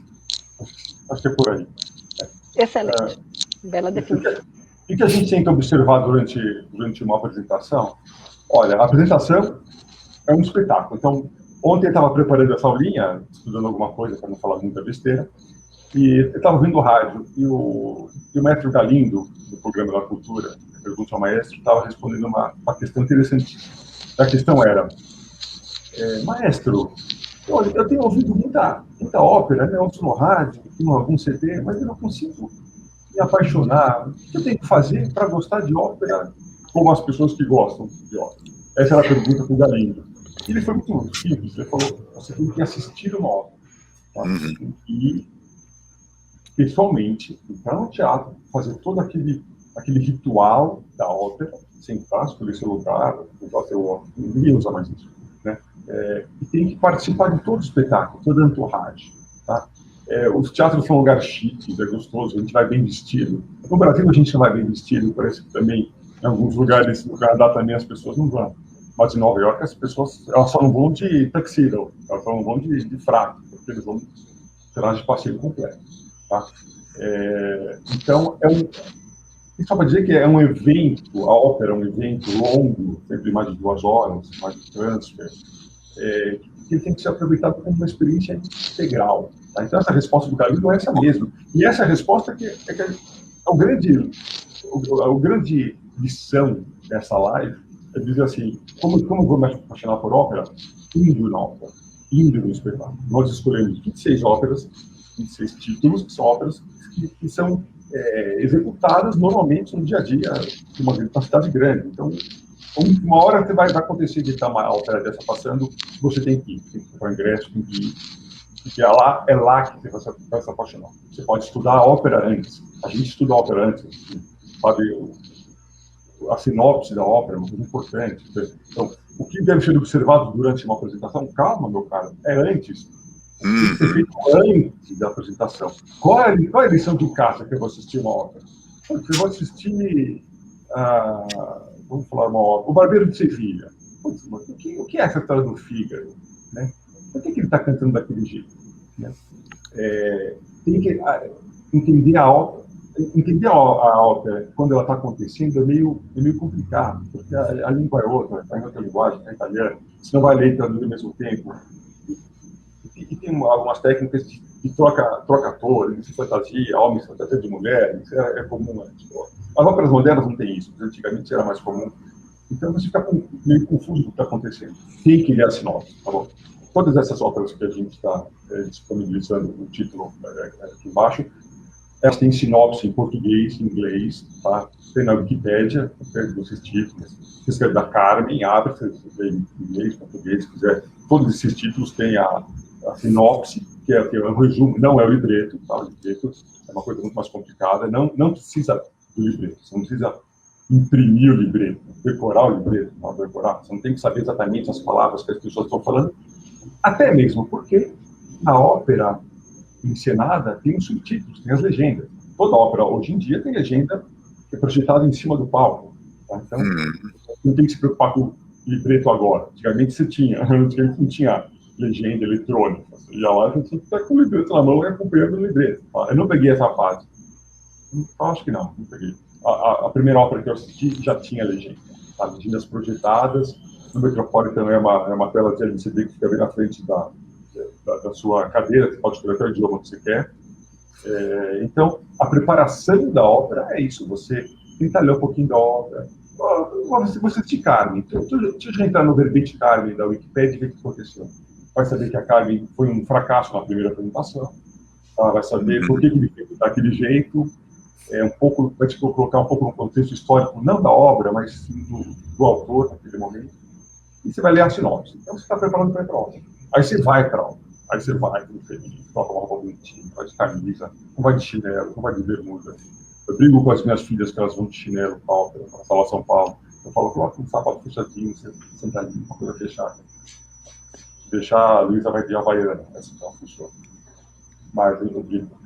Então, você coloca uma roupa bonita e vai assistir a ópera. O que você observa na hora da ópera, você vai ficar encantado pela música, pela musicalidade, pelo poder da voz humana não amplificada, pelos instrumentos. Né? Nossa, ouvir isso ao vivo não é? Fantástico, fantástico. A primeira ópera, eu achei que eles iam cantar baixinho, assim, cantar baixinho. Não, o cara abriu um vozeirão absurdo. Eu falei, como assim? Né? Então, aquilo emociona. Aquilo emociona. Você falou isso, eu tô lembrando, eu tive o privilégio de ver, tudo bem, final de carreira, tá tudo bem, porque era muito, muito fantástica, mas eu tive o prazer de assistir a Turandot no Municipal de São Paulo, em que a Turandot foi ninguém menos do que Eva Marton. E a Eva Marton, assim, Turandot, para quem está vendo aí em casa, é o papel da vida dela. Ela era, sim, ela foi provavelmente uma das melhores, se não a melhor Turandot durante a maior parte da carreira dela, melhor Turandot no mundo, na época em que esteve ativa, né? E ali, num determinado momento, né, no qual justamente ela é uma princesa, né, que ela tinha sido prometida, os enigmas, perdeu os enigmas, vai ser entregue ali em casamento ao príncipe, ela tá em desespero, né, e não quero, né, e aí o coro tá gritando, mas você tem que ceder, porque né, esse era o trato e coisa e tal, e aquele desespero, e num dado momento entra a orquestra inteira, o coro inteiro, e a Eva Marton eu ouvi ao vivo, ela soltando os agudos ali do lamento, do desespero, em cima de um todo de orquestra, de um todo de coro, e você ouve a soprano em cima de 200 pessoas, né? É indescritível. Nossa. É indescritível. Arrepia, gente. Arrepia só de lembrar, imagina lá. É maravilhoso, não é? E a Sônia perguntou, onde é que a gente bate palma? Olha, diferente do concerto clássico, a gente pode bater palma em qualquer hora, meio palhaçado. Geralmente as pessoas entendem um pouco mais da ópera, sabem a hora que tem que bater palma por uma área bem colocada, né? Nunca vi alguém vaiar uma área. Eu já vaiaram Pavarotti uma época que ele tentou cantar um pouco além do que a técnica permitia, do que a idade permitia. Mas assim, quando que a gente pode bater palma? Quando acaba uma área importante, a área da Rainha da Noite, o teatro cai abaixo. Tá? É muito raro. Não, cara, sempre cai. Mesmo que canta mal, cara, é difícil de acontecer. Então, assim, apenas um pequeno truque, uma dica, é que assim, se você nunca ouviu a ópera e não conhece aquela área de cor, espera alguém do lado bater palma. Porque em algumas áreas elas não acabam a hora que Você fica ali, né? Não, às vezes assim, na praia. Olha, esse é um cara que vou bastante ópera, mas tem hora que eu falo, por que ele está batendo palma? O que está acontecendo? Não, porque não acabou a área ainda, é uma ópera que nunca tinha acontecido.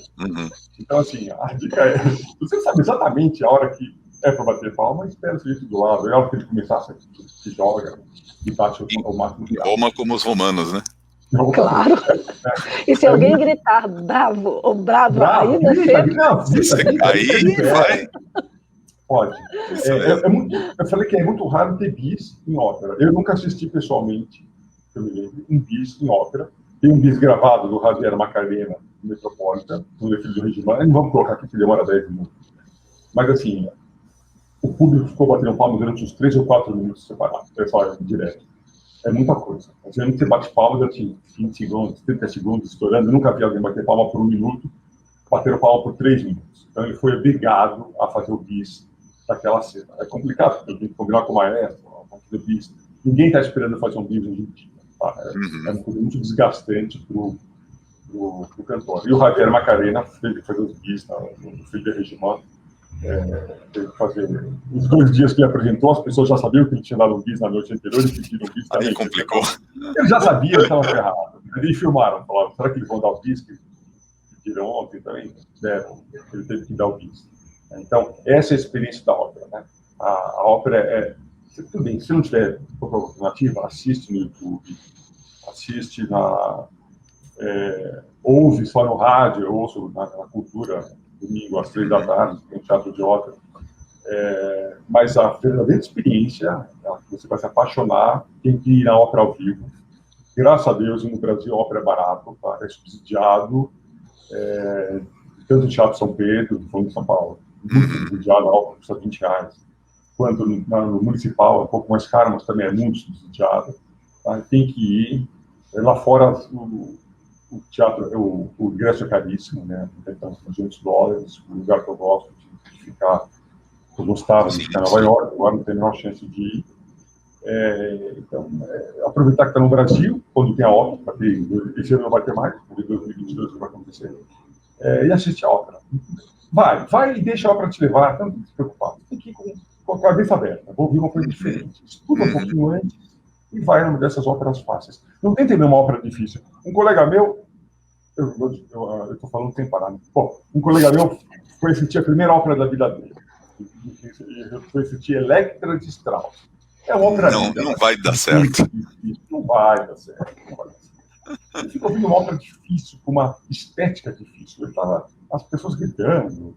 Aí estava difícil de ouvir Electra. Então, segura o seu dinheirinho, o seu ingresso, por uma das óperas fáceis. Acabei de falar, tem 26 óperas e vai encontrar uma que vai estar passando o ano que vem. É isso. Nós vamos colocar depois nos comentários todos os links, todas as dicas, toda a lista de ópera que o Nava preparou.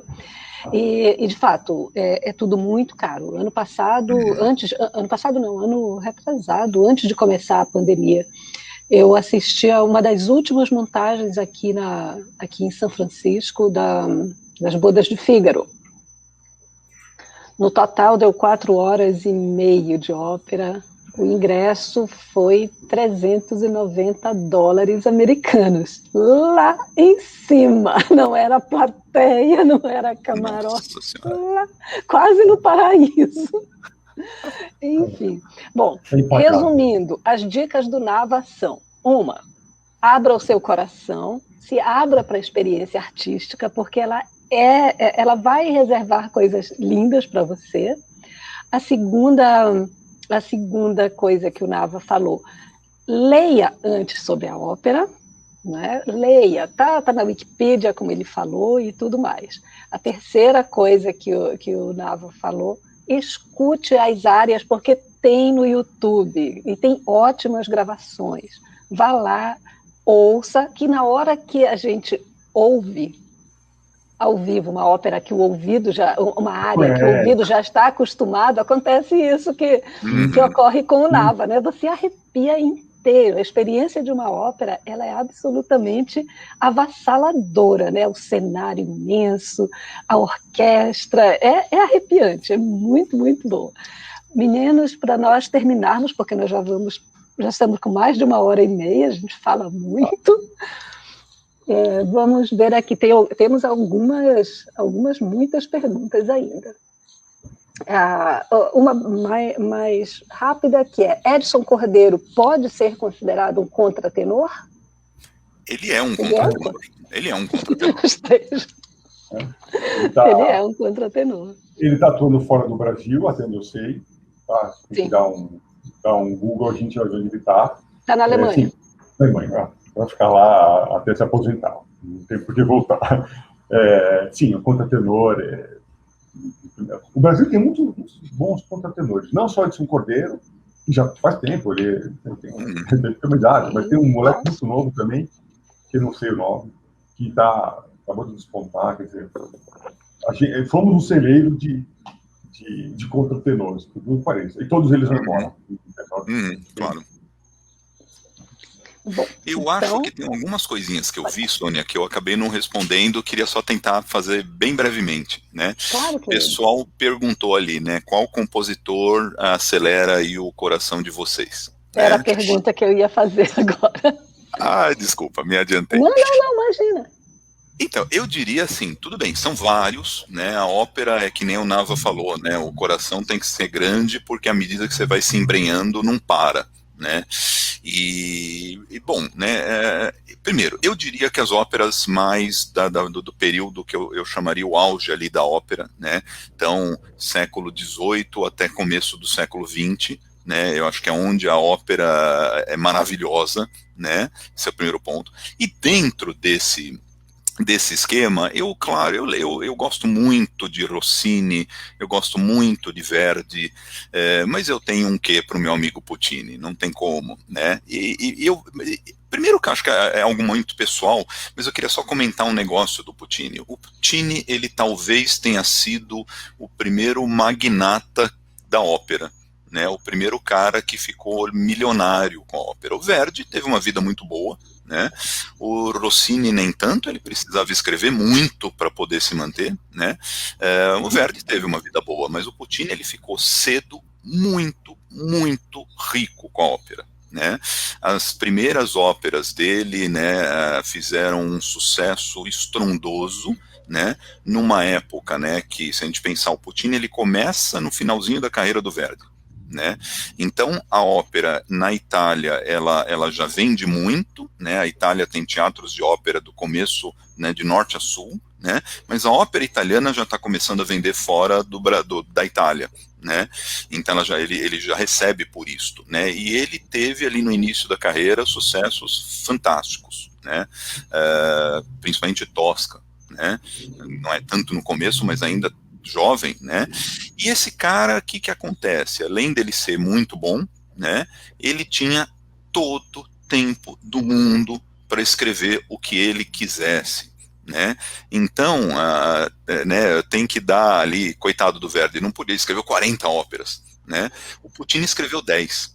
Né? E entre uma e outra ópera, o Puccini, ele reconhecidamente, ele passava anos, às vezes ficava 5 anos vivendo da renda das óperas que já estavam nos teatros, procurando um tema perfeito, estudando música, né? Quando Puccini foi fazer a Madame Butterfly, ele foi estudar música japonesa para poder fazer alguma coisinha. Então, a hora que ele soltava um negócio, era aquele negócio, né? Então tem isso também, né? E ele tem uma ópera muito dinâmica, muito melódica, né? Muito cheia de ação, né? Enfim, para mim, se eu tivesse que escolher o Puccini, eu escolheria com muita pena, porque eu acho que a gente não tem que escolher um, tem muita ópera maravilhosa, mas seria ele. Nava. Eu aprendi a cantar Don Giovanni. Don Giovanni tem uma particularidade interessante, que o Thiago tem que concordar comigo. Tem 3 baixos, ou 2 barítonos no baixo, cantando em Don Giovanni. Então, tanto eu quanto o Thiago, nós somos baixos, baixo barítono. Então, é muito gostoso ouvir Don Giovanni. porque tem 3 personagens que a gente pode cantar. Tem uma hora que eu estou cantando os 3, é complicado. Eu não consigo Intercambiável, fazer não, mas eu estou cantando. Estou falando de canto em falsete também. Então, eu acho que realmente há algumas áreas de Don Giovanni não são difíceis, mas é gostoso cantar. Né? Se eu pegar, por exemplo, o Rossini, qual o papel que eu vou ter para eu cantar, né? Então, vai ter Dom Bartolo e o Dom Basílio, que são papéis grotescos, né? Os baixos, barítonos, pegam na ópera de Rossini, pegam os papéis grotescos, né? Os panacões lá. Então, é um chato. Puccini não faz isso com o baixo é o vilão. O Puccini é o vilão. Então, realmente... O vilão ou o velhinho? Das duas, uma, né? Estamos falando de Puccini, uma área que me encanta, que fico alucinado, é a área de Scarpia, no final do primeiro ato da Tosca. Ele canta junto com o coral da igreja. O coral da igreja canta Te Deum, um Te Deum maravilhoso, coral, e ele cantando ao mesmo tempo Te Deum e falando que a Tosca, a beleza da Tosca faz ele se esquecer de Deus. Quer dizer, é uma coisa totalmente antagônica. Ele está cantando com o coral da igreja. Nossa, essa cena é fenomenal. Fenomenal. É de arrepiar. Né? Porque o Scarpia que queria ir para a cama com a Tosca, né? Vamos dizer literalmente. Né? E ele está pensando nisto no meio de um Te Deum. E ele canta isso. E acaba tudo. A música de Puccini. Bom, eu descobri. É gozado você convidar 2 caras que têm o mesmo gosto. Eu acho que o Thiago Cole deu um pouco defasado. Né? Pode gostar das mesmas coisas. Um pouquinho menos de cabelo. Você não está vendo aqui atrás. Mas realmente Puccini e Tosca. Puccini é uma obra, assim, tem que ver. Apareceu, tem que ver. Puccini tem uma coisa interessante. Ele dialoga muito bem com o passado. Ele tem embora seja um velista, ou seja, um pós-romântico, mas ele dialoga muito bem com o romantismo. Ele olha para trás e também olha para frente. Tá? Então, acho que o espectro da música dele é grande. É uma música moderna, né? Ele dialoga com Wagner, ele puxa muito de Wagner. Ele era moderníssimo. A gente não fala nada de Wagner até hoje, não falamos nada de Wagner. Então, mas Puccini fala um pouco com Wagner. Sim, a obra de Puccini fala. Puccini, ele é cosmopolita. Olha os títulos que ele fez. Ele fez Turandot, no Nerfundor, fez Turandot, que é na China. Madame Butterfly, no Japão. Ele fez Ventura do Oeste, que é no faroeste americano. Velho Oeste. No Velho Oeste. Né? Fez La Bohème, que é na França. Ele fez as óperas italianas. Quer dizer, já é um cara... já é um cara cosmopolita. Sim. Então, não dá para não gostar de Puccini. E outra coisa, Puccini. Puccini, ele escuta a alma feminina. Então, ele, complementando aquela pergunta anterior, e as mulheres na ópera? As mulheres na ópera tiveram a glória com Puccini. A maioria dos títulos são o nome das mulheres. Sim. Puccini tem uma coisa que eu nunca vi em nenhuma outra ópera, talvez o Nava conheça, né? Mas ele tem o trítico, né? Que é como se fosse uma ópera, mas cada ato é uma história diferente, né? E uma das 3 histórias é Suor Angélica. Ela é passada dentro de um convento e todos os personagens da ópera são mulheres. É o único caso que eu conheço. É o único caso que uma ópera só cantada por mulheres. Então, quando a gente nessa pequena aulinha que a gente dá, a gente começa a falar de Mozart, falando um pouco de Rossini, demos alguns exemplos, e cronológico, né? Mozart, Rossini, depois vimos um pouco de Donizetti, passamos para Verdi e Puccini, porque essa é a ordem natural das coisas. E acaba em Puccini, porque depois a gente vai ter que entrar em coisa mais complicada. Então, chega em Puccini, ele está aproveitando toda a bagagem de 400 ou 500 anos de ópera. E você tem que aproveitar isso tudo. Ele acumulou. Juros sobre juros, juros compostos. Ópera de Puccini, está tudo lá. Sim, então, só que mas é um cara que está te trazendo divertimento. Né? Ele não é uma ópera pedante. É maravilhoso, eu gosto. Demais. Sim. O que mais temos aí, Sônia? Pica-Pau? Temos uma... Claro que Ricardo Pulido tinha que fazer uma pergunta, né? E a pergunta do Pulido vocês podem contar algum caso picante relacionado à ópera? Putz, e aí?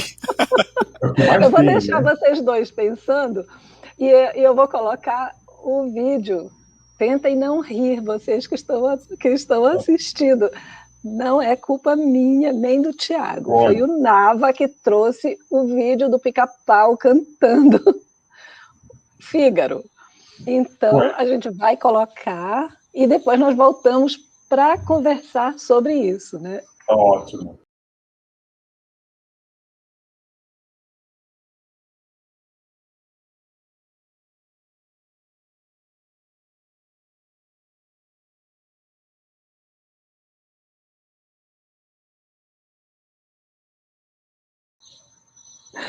Gente, eles colocaram a área inteira. Impressionante. Olha que interessante. Esse episódio é ótimo, e eu vou dizer por quê. Tem vários motivos. Diga. Primeiro é que como ele enfia como a gente está exposto a várias áreas, que a gente nem sabe de onde que a gente já via de criança. Claro, esse negócio que é muito antigo, eu via de criança, hoje não existe mais. Mas assim, se você assistiu filmes da Barbie, que as minhas filhas assistiam, eles têm música clássica. A música entra, e a gente se lembra dela depois. Tá? Esse vídeo do Pica-Pau é ótimo. Esse clipe tem 6 minutos, tem mais um trecho anterior, ele tem essa música. Ele é de 1944, e o interessante é o seguinte, ele marca a estreia do Pica-Pau novo. Quem entende de Pica-Pau sabe que tem Pica-Pau louco, aquele de perna grossa e olha embescado, que nem o meu, e tem dente no bico. Esse é o Pica-Pau maluco, que a gente chama Pica-Pau biruta. E esse de 44, do Barbeiro de Sevilha, é o primeiro Pica-Pau, de 44, que está um pouco mais vestidinho. Depois eles fizeram mais 2 modificações. E esse vídeo, esse desenho do Pica-Pau, foi escolhido entre os 50 melhores desenhos de todos os tempos. Tá? Então, é o único desenho do Pica-Pau que está nessa coletânea, muitos críticos escolheram. E o mais interessante ainda, o primeiro dessa lista é um desenho sobre ópera com perna longa, sobre ópera de Wagner. Né? Acho que é o What's in Opera, What's Opera. Ou seja, como antigamente você estava disposto a ouvir ópera como desenho animado. Tá? Então, a mensagem, a ópera é maravilhosa, ela é linda, ela já está na nossa cultura. Um monte de comercial de sabonete tem ópera, tá? Não tem como fugir disso. Quando você assistir uma ópera ao vivo, se você lembrar daquela área, você já viu em algum lugar. Tá? Todos os trechos de todas as óperas que a gente está indicando aqui, essas 26 óperas, tem áreas famosíssimas todas. Carmen, a de Sevilha, essa do Fígaro, do Giovanni. La Pianga, direto. Pianga, tem Messi não dorma, Luciano Melestelle.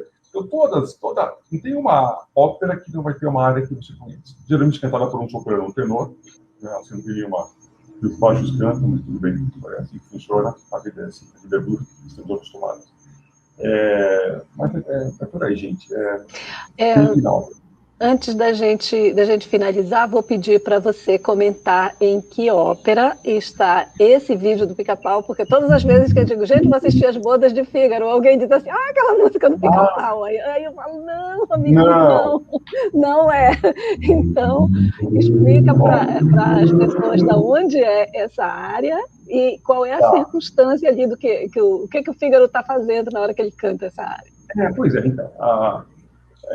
O Fígaro é um personagem do Beaumarchais, né? Beaumarchais, falei direitinho. Beaumarchais. O Beaumarchais ele fez uma peça de teatro, e essa peça antiga foi utilizada por vários autores. Então, Bodas de Fígaro, a ópera Bodas de Fígaro, feita por Mozart, praticamente 100 anos antes de Rossini, por aí. Já é a segunda parte, é o episódio 2. É a sequência. É a sequência.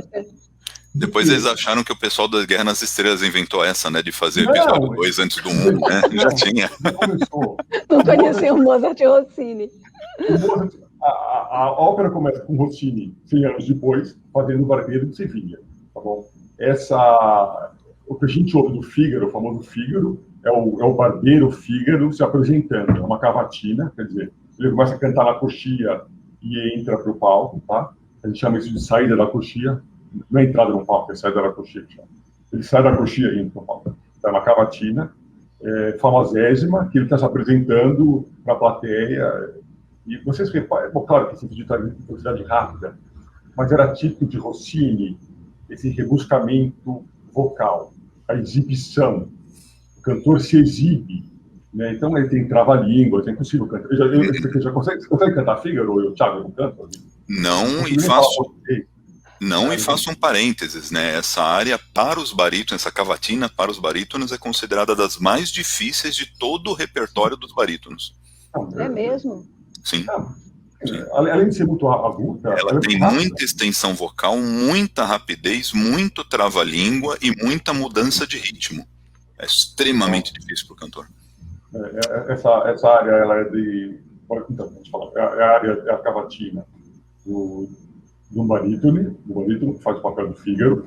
Ela acontece mais ou menos uns 10 ou 15 minutos da ópera, então logo no comecinho, se você for assistir o Alberto Sevilla, tem um comecinho meio lento, mas logo no comecinho aparece essa área que você fica feliz. Então, eu já ouvi a área desta ópera. Tá? É a entrada em cena, né, Entrada em cena, é a primeira vez que ele... De novo, aplaudida ao extremo, porque todo mundo espera essa. É que nem aquela cena do Hamlet, ser ou não ser, eis a questão. A hora que ele fala isso, todo mundo repete, eis a questão. Eu me lembro que eu fui assistir eu fui assistir no Sesc, e assim, a hora que ele falava isso, todo mundo repetia, eis a questão, é ridículo. Mas é a mesma coisa, todo mundo está esperando a área do Fígaro, a cavatina, tá bom? E a segunda parte da história é cantada por Mozart 100 anos antes. Então, as bodas de Fígaro não tem Fígaro. Então, tem o personagem Fígaro, mas ele está um pouco alterado. Está lá sob o guante do Conde de Alma Viva, né? Aí o bonzinho... Olha, é feio, porque o bonzinho fica mal, o cara que era legal fica bonzinho, a moça que era linda né? Muda tudo, né? Esse Fígaro é ópera, isso eu não gosto. Porque eu gosto mais do barbeiro.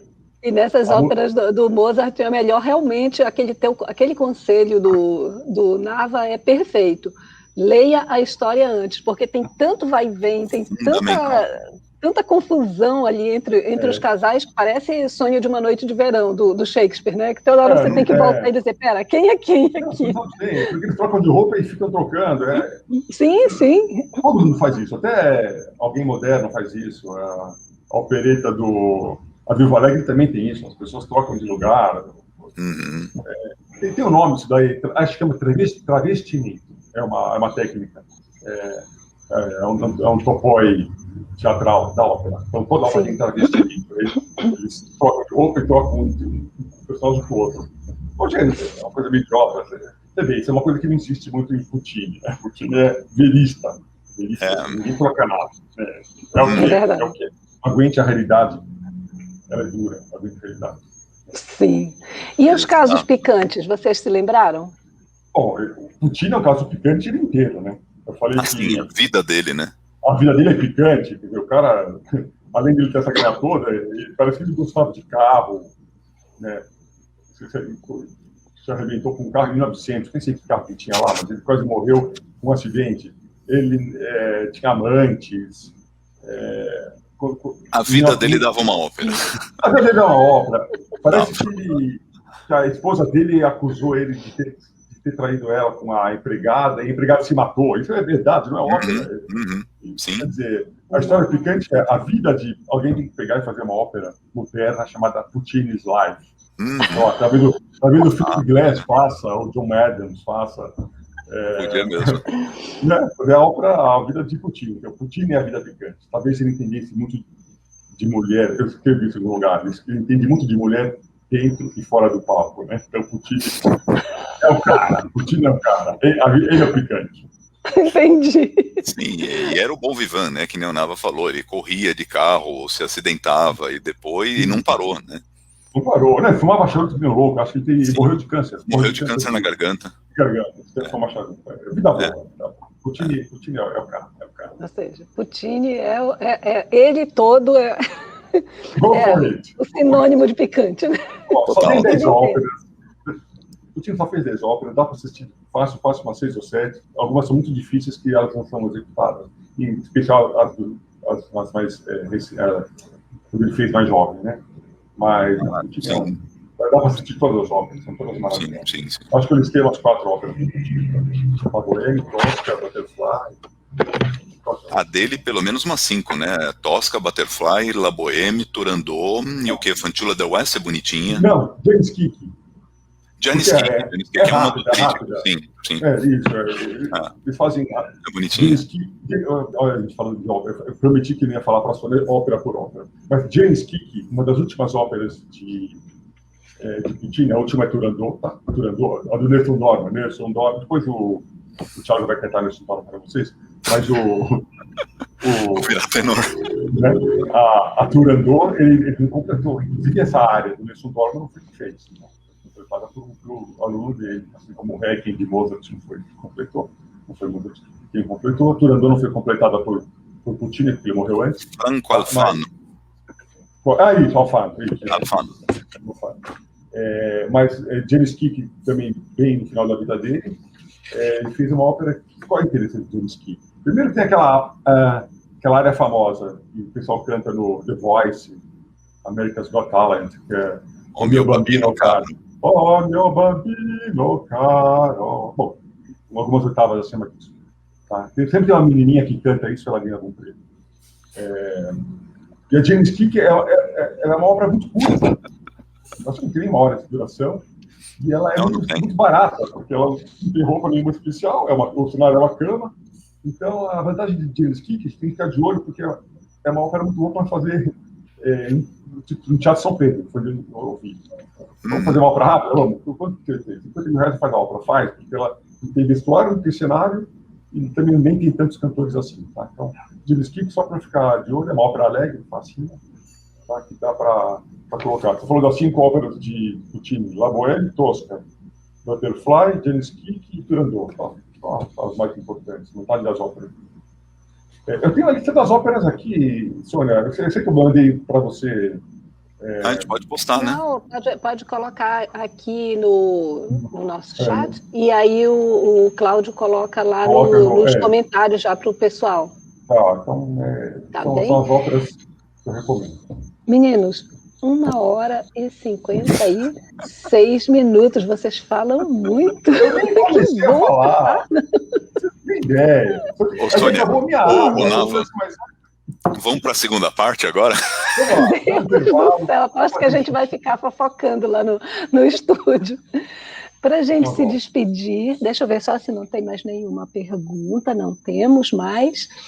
E para a gente se despedir, fiquem, por favor, à vontade para dizer, sugerir, comentar o que vocês acharem importante e relevante para os iniciantes na ópera.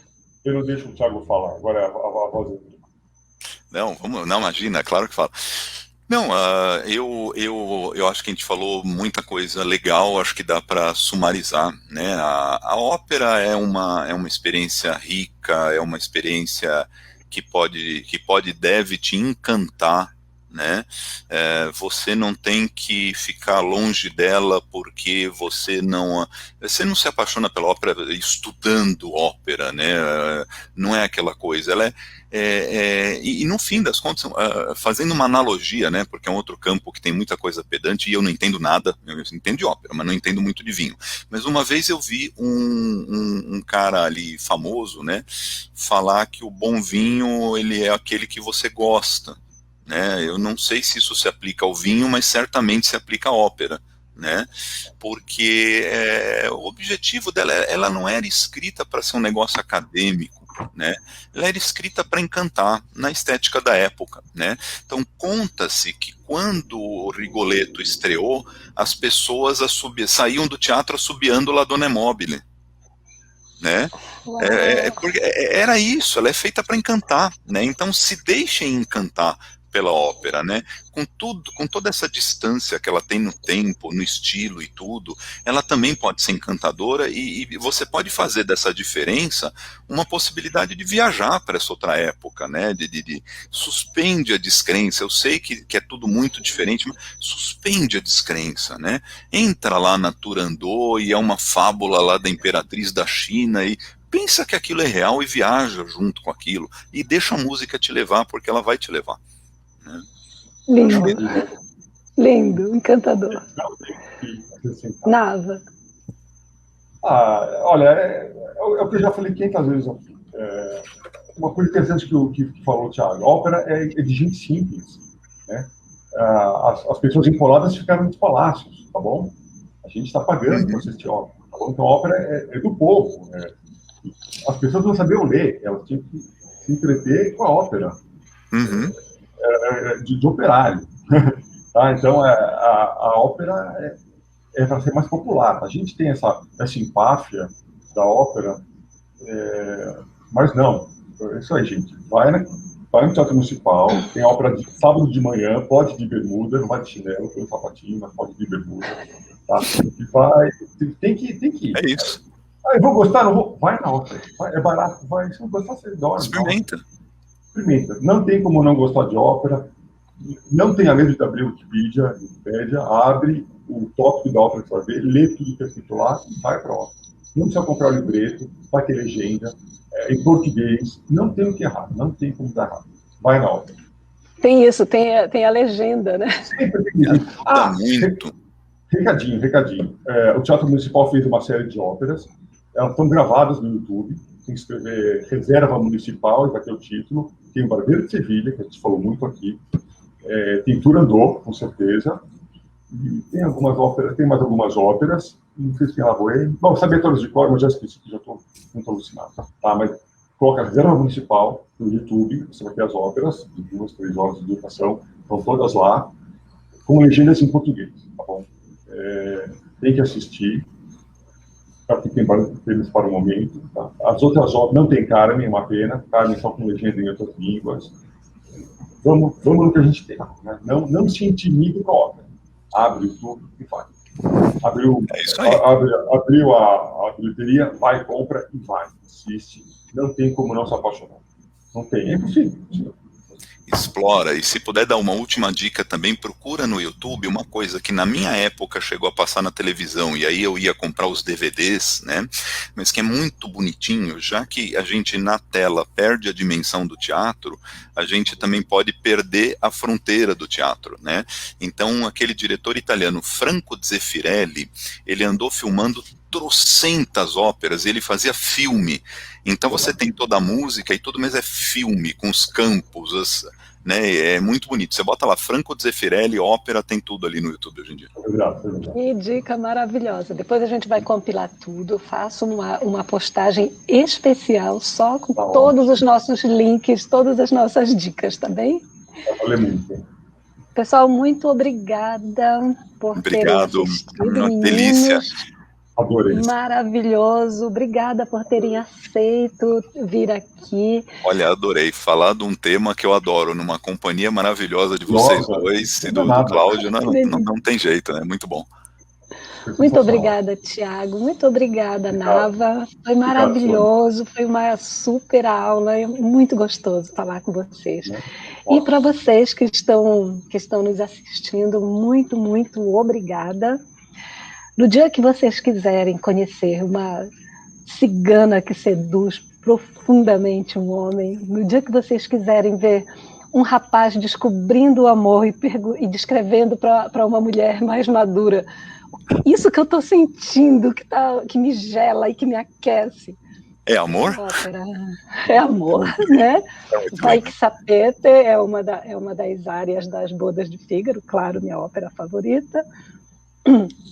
E tem mais um mundo inteiro, como o Thiago falou, de uma princesa chinesa fazendo desafios. Quem responde o desafio casa com ela, né? E ela persegue todo mundo para não casar. Belíssimo, e ninguém dorme enquanto isso, não é, Thiago? Exatamente. É o nome de uma ópera, gente, Nessun Dorma. Queridos, muito obrigada. Foi uma alegria estar aqui. Tchauzinho. Muito obrigado. Muito Obrigado a obrigado. todos. Tchau. Tchau, obrigado.